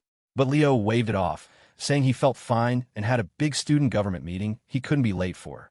He went to the meeting alone. After they separated, Julianne left campus, calling a car to pick her up. The Student Activity Center was now the university's high-end commercial hub, bustling with students every day. The constant flow of people was a stark contrast to the deserted, doors open but nobody's home feeling from 6 months ago. All of this was thanks to the changes Liu had implemented as SGA president. At 7:30, the center began to clear out, and the lights in the third-floor auditorium flickered on. The members of the Student Government Association filed in, taking their assigned seats and waiting for the meeting to begin. In the dressing room behind the stage, Liu was leaning back in a chair, his eyes closed. Knock, knock. Jessica knocked gently on the door. "President, we start in 10 minutes. Everyone's here, and they all arrived early." "Okay." Liu nodded, slowly opening his eyes. You can go. I'll be out in a minute. Right. Jessica looked at him, wanting to say something more, but ultimately held her tongue and left. 5 minutes before the meeting, Tyler Yu came in and offered Leo a piece of candy. Leo looked at him, confused. Tyler smiled. Jessica said you weren't feeling well. I figured you were just tired, so maybe some sugar would help. Thanks, but I'm good. Leo shook his head, pushing the candy back. All right. Seeing he wouldn't take it, Tyler put it back in his pocket. He shrugged. You sure you're okay? I'm fine. I'm great. Leo stood up. Let's go. Time for the meeting. Okay. Tyler followed him out of the dressing room and onto the stage.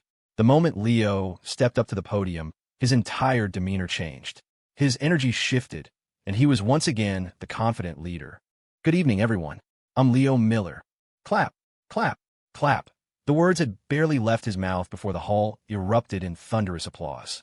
Everyone was clapping with all their might, hoping their support would reach him on stage. 6 months ago, few of them believed this parachute president could manage the SGA. Now, they respected him from the bottom of their hearts. He had truly made the SGA better, and as its members, they were the biggest beneficiaries. How could they not be grateful? Chill. Leo held up a finger, and the applause instantly died down. He continued, tonight's meeting is for two main things. First, the promotion of several officers. Second, the transition of the presidency. Before he could finish, the room broke into an uproar. Shocked expressions filled the crowd. They thought they had misheard. Leo had been president for less than 6 months. How could he be replaced already? Who had the power to oust him? Even Mr. Chase, the faculty advisor, sitting in the front row, was stunned. The officer promotions were on the agenda, but a presidential transition? What was Leo pulling? Amidst the confusion, Leo announced that Jessica and Chloe were being nominated as candidates for president. They would undergo a week-long professional assessment, after which the members would vote. The winner would become president, the other vice president. After that, the rest of the promotions were announced without issue. But even after the meeting ended, the confusion lingered. No one could understand why Leo, a successful and popular president, would suddenly step down. The entire SGA was behind him. Jessica and Chloe, while experienced, didn't command the same loyalty. No one wanted him to leave. Leo heard the murmurs, but he didn't have the energy to explain. He just said, it's not that I don't like you all, or the SGA. It's just that running things has taken time away from my girlfriend. I only have so many hours in a day, and I want to spend more of them with her. That's all. No grand explanation. Just the simple, unadorned truth. He wanted more time with his girlfriend. And at the Royal Academy, Leo Miller had the power to say no to anything. If he didn't want to do something, no one could force him. After Leo left, the auditorium buzzed with discussion. Tyler Yu stared at the main entrance, muttering to himself, why do I get the feeling that Leo's in a real hurry? Chloe frowned, shaking her head. He seems off, doesn't he? Jessica chewed on her fingernail. Ethan told me that ever since that night at the Seventh Heaven Lounge, Leo hasn't been the same. A look of horror crossed Tyler's face. You don't think he's PPP possessed, do you? Chloe and Jessica shot him a look you'd give a complete idiot. They didn't even bother to respond. On his way out of the Student Activity Center, Leo stopped by the Campus Commons Cafe and bought 2 drinks and a slice of Bass cheesecake. Then, he sent Julianne a text. Leo, come to my dorm in a bit. I got you something good. She replied instantly. Julianne, I got you something too. Leo, what did you get? Julianne, you tell me first. Leo, I got boba and cheesecake from the cafe. Julianne, I got tacos from the food truck and some fried chicken nuggets. Leo, you're not on campus. Julianne, I went to get us a late-night snack. I was waiting for your meeting to end, so we could eat together. I didn't expect you to be done so fast. Leo, haha, well, hurry back. Julianne, okay, babe, be right there. Julianne put her phone away, her smile vanishing. She looked down at the man kneeling before her. If you want to live, she said, her voice ice-cold, you'll do exactly as I say. Leo stared at the spread of tacos and other snacks Julianne had brought back. You went all the way out just to give me a late-night snack. Of course.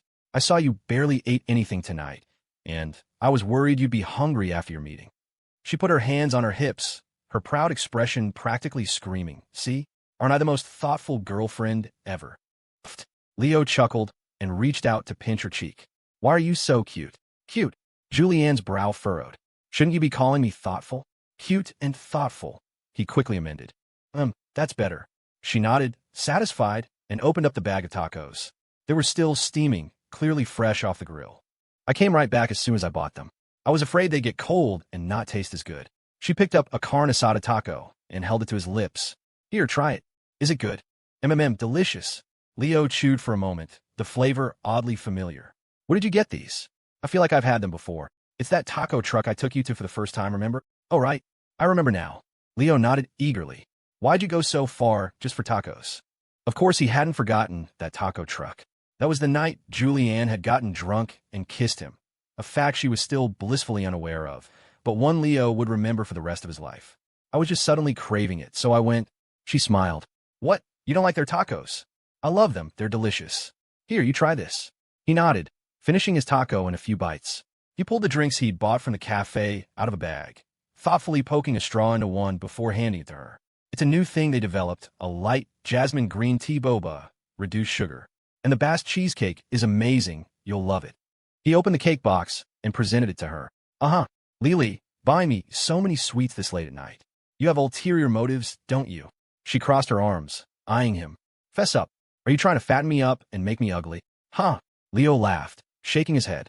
Not all. I'm just being good to you, buying you things you love. We're having tacos tonight, so I'll save the cake for breakfast tomorrow. Julianne started to close the lid, but Leo stopped her. It's fine, just have a little bit. One bite won't make you fat.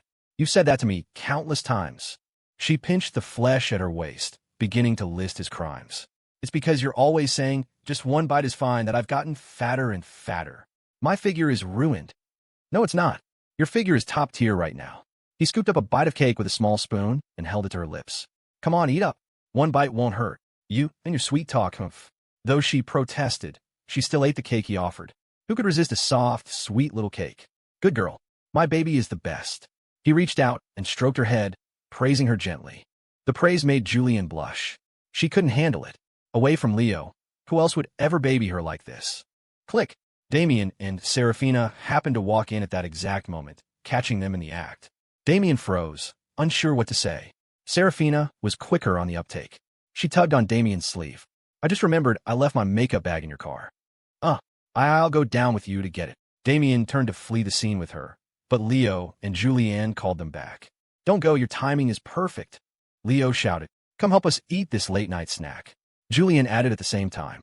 They had both brought enough food for two, which meant there was now enough for four. There was no way they could finish it all. With Damien and Serafina, it was just right. Damien immediately waved his hands. No, we won't disturb you. If we want a snack, we'll go get our own.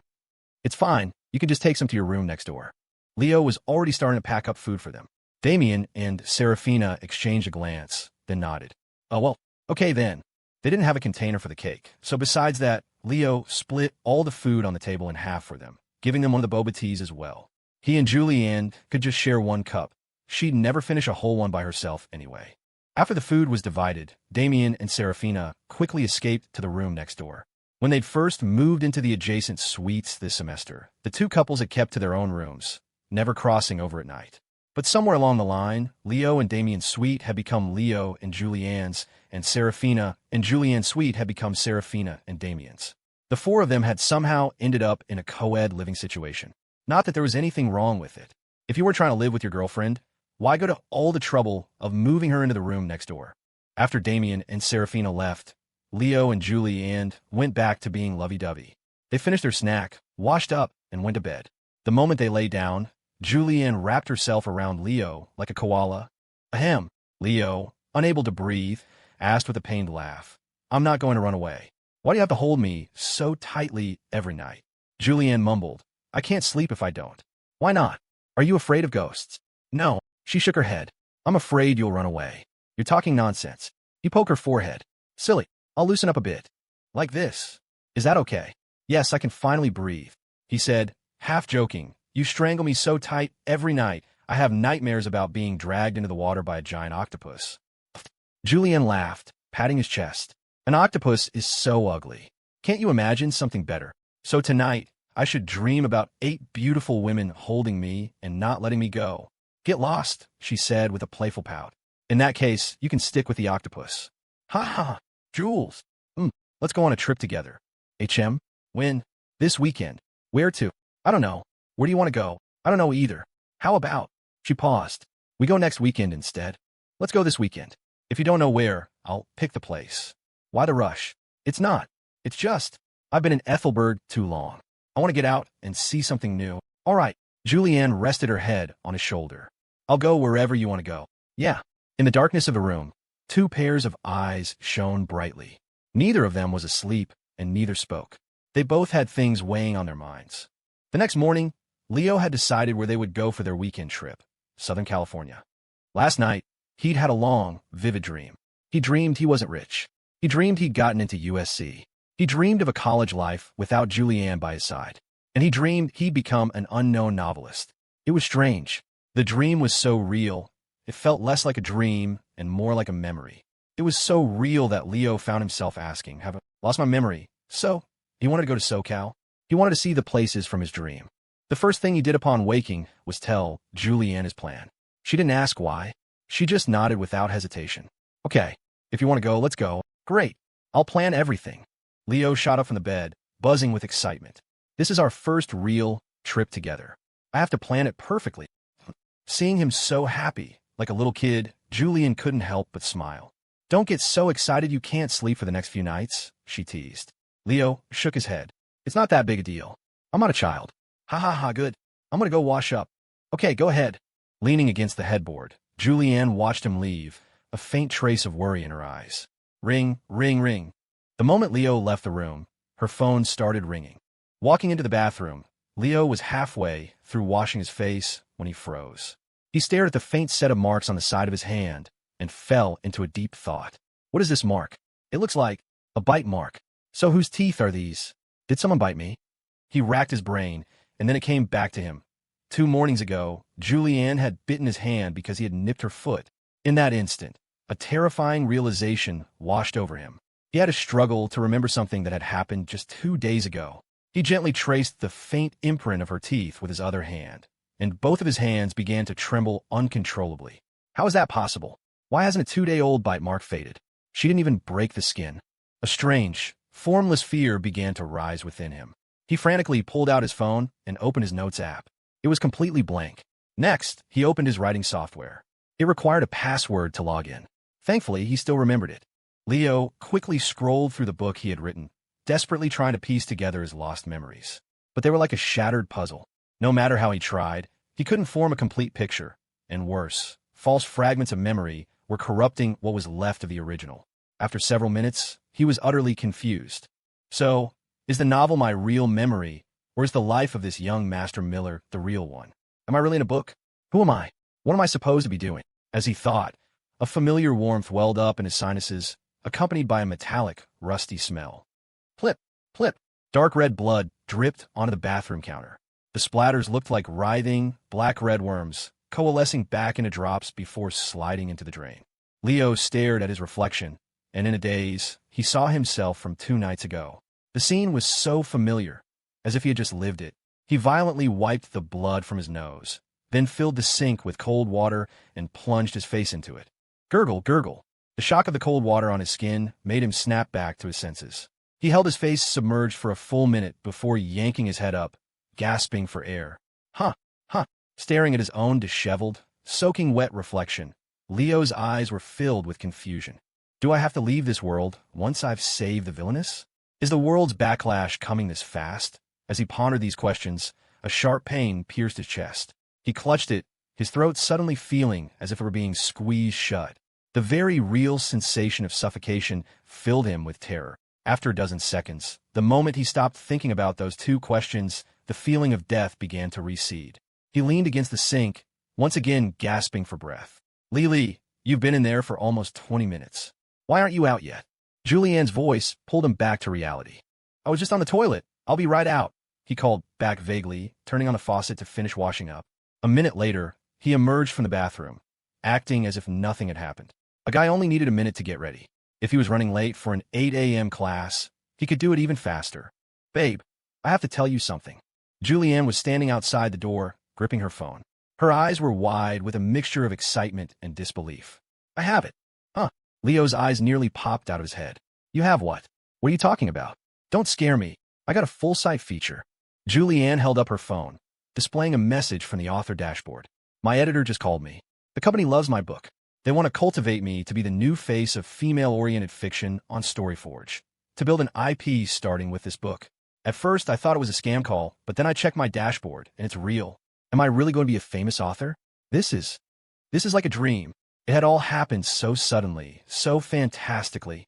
It was just like when she had started dating Leo, a literal billionaire. It felt too good to be true. That's great news. In that moment, Leo forgot all his own pain. He looked at Julianne, a genuine, gratified smile spreading across his face. See? I told you. I told you you'd become a great author. But, the joy lasted only a few seconds before her expression turned sad. But I don't feel as happy as I thought I would. Why not?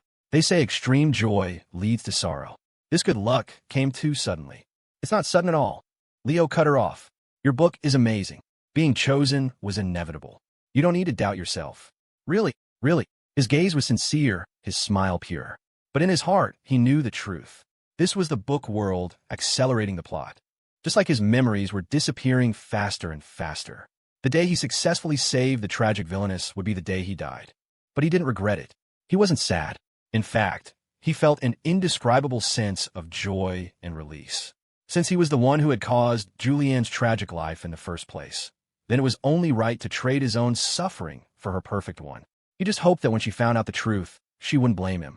After their morning classes, without even stopping for lunch, Leo drove Julianne straight to the StoryForge headquarters.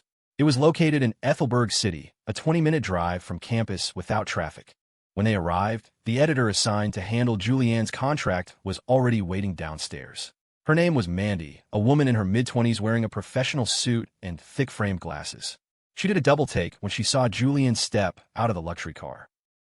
Are you the author, Juniper Hale?" Mandy asked politely, a little starstruck. Yes, I'm Juniper," Julianne replied, her voice matching the one from the phone call that morning. "It's so great to meet you, Juniper. I'm your dedicated editor, Mandy." Mandy extended a hand. Julianne shook it, feeling flattered. "It's nice to meet you, Mandy. Please, you don't have to be so formal. It makes me nervous." "I never expected you to be so beautiful in person," Mandy gushed with a thumbs up. "Your profile picture was already gorgeous, but you're even prettier in real life." Julianne was flustered by the praise, covering her mouth with one hand and waving dismissively with the other. No, you're exaggerating. And you're very pretty too." "Not me. I've been ground down by work until all that's left is the smell of my office cubicle." Mandy pouted, her gaze shifting to Leo as he walked over from parking the car. "Is that your boyfriend?" "Handsome and rich. Not bad. It seems like you've already won at life, Juniper. No wonder your books are so sweet." "Well, no. Actually, my life has been not as good as you think." Julianne scratched her head, a little embarrassed. "But this book was definitely written during the happiest time of my life." Leo, who had just walked up, was completely lost, unaware the two women had been discussing him. Mandy gestured toward the building. "It doesn't matter.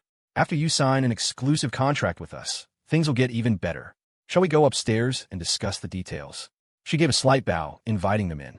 It was lunchtime, so the office was quiet. Mandy led them to a conference room and presented a contract. It was StoryForge's exclusive author agreement. Most authors signed on a per-book basis. A single hit didn't guarantee the next book wouldn't flop. That was the kind of author Leo had been, a total nobody compared to Julianne. Only authors whose work achieved a certain level of success and passed multiple platform reviews were offered an exclusive contract. These authors received dedicated platform resources and a guaranteed income. The former was signing a book. The latter was signing a person. The income gap was massive. Authors who got this kind of deal could basically achieve financial freedom with a single book. If their subsequent works were high quality and popular, the platform would develop them into a super IP. A top-tier author could live off a single IP for generations, earning hundreds of millions. They were the true superstars of the industry, the equivalent of A-list celebrities. Having secured an exclusive contract, Julianne's next goal was to become one of those superstars. It would be difficult. That kind of success required not just talent, but also timing. The online fiction world was incredibly competitive these days. For a newcomer like Julianne to become a great author in just 6 months was like the universe itself was force-feeding her success, rarer than winning the lottery. Okay, that's the gist of it. You can read the rest for yourself, Juniper. It's all in the contract. After Mandy explained the pros and cons of the exclusive deal, she left Julianne to review the document. It was a duplicate contract, one copy for each of them. Leo and Julian read through them carefully. There didn't seem to be any issues. These kinds of contracts were usually standard.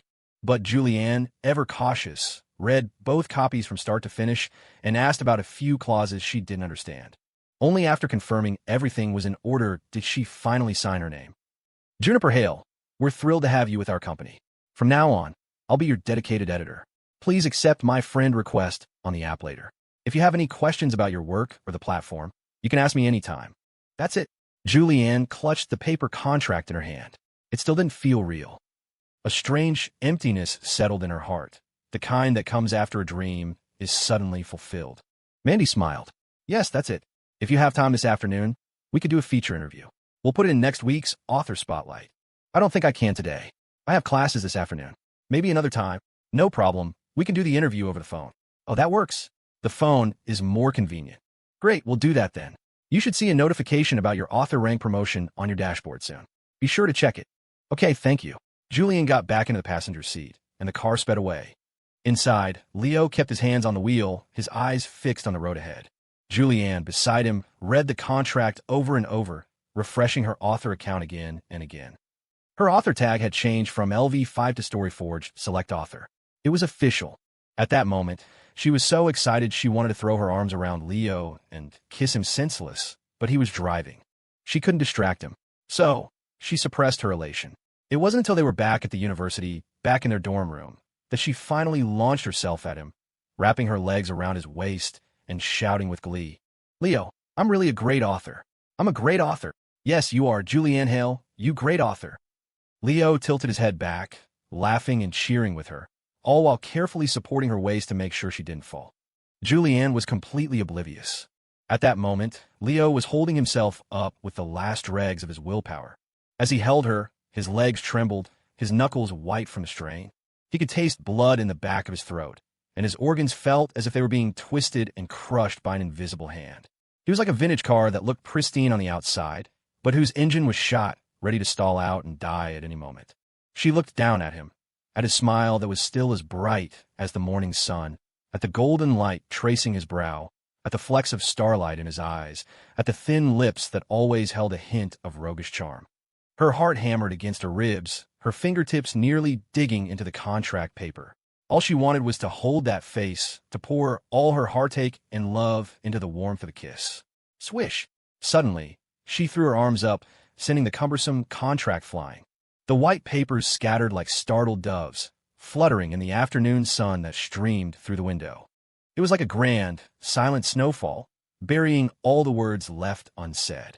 She seized the moment, wrapping her arms around his neck. Amidst the descending papers, she caressed the side of his face and pressed her trembling lips to his cool ones. The contract pages drifted to the floor, the end of a great snowstorm. In the center stood a man and a woman, like the leads in a romance film, standing in the snow. They held each other, they kissed, their hearts aching for each other. The snow outside had stopped, but when would the snow in their hearts ever melt? Finally, struggling to breathe, Leo gently pushed her away. Okay, stop messing around. Pick up the contract. Look at the mess you made.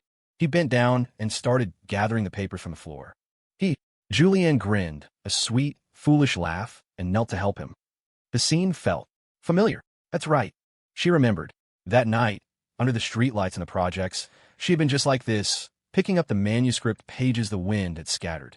And that night, under the moonlight, the moment Leo's hand had snatched a flying page from the air, her heart had skipped a beat. That was the start of her writing journey. And it was the start of her falling for Leo Miller. In the days that followed, chasing that skipped heartbeat, she had fallen in love with him and fallen in love with the world all over again. Leo Miller, she called out his name suddenly. He looked up from the papers he was tidying.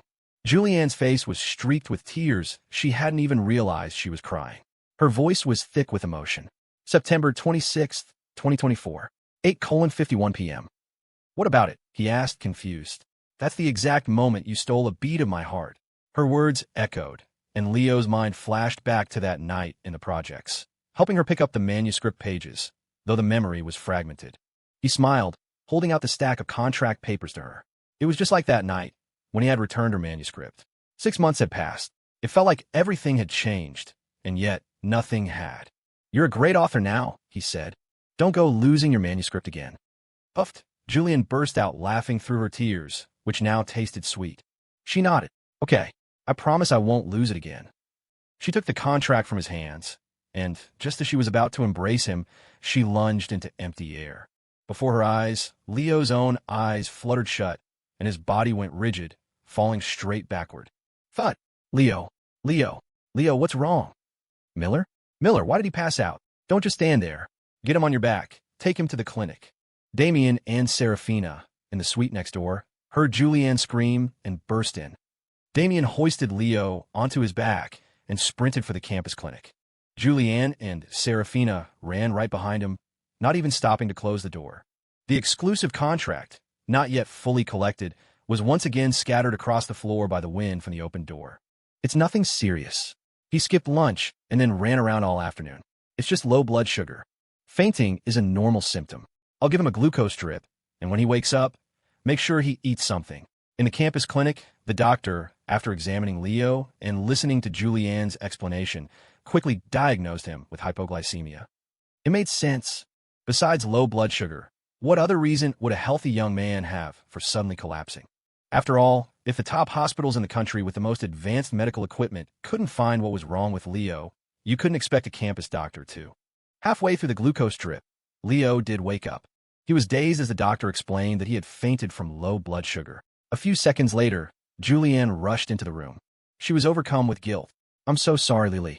I was in such a hurry to sign the contract this afternoon. I should have made sure we ate first. I'm so sorry. Why are you apologizing? I'm fine, see?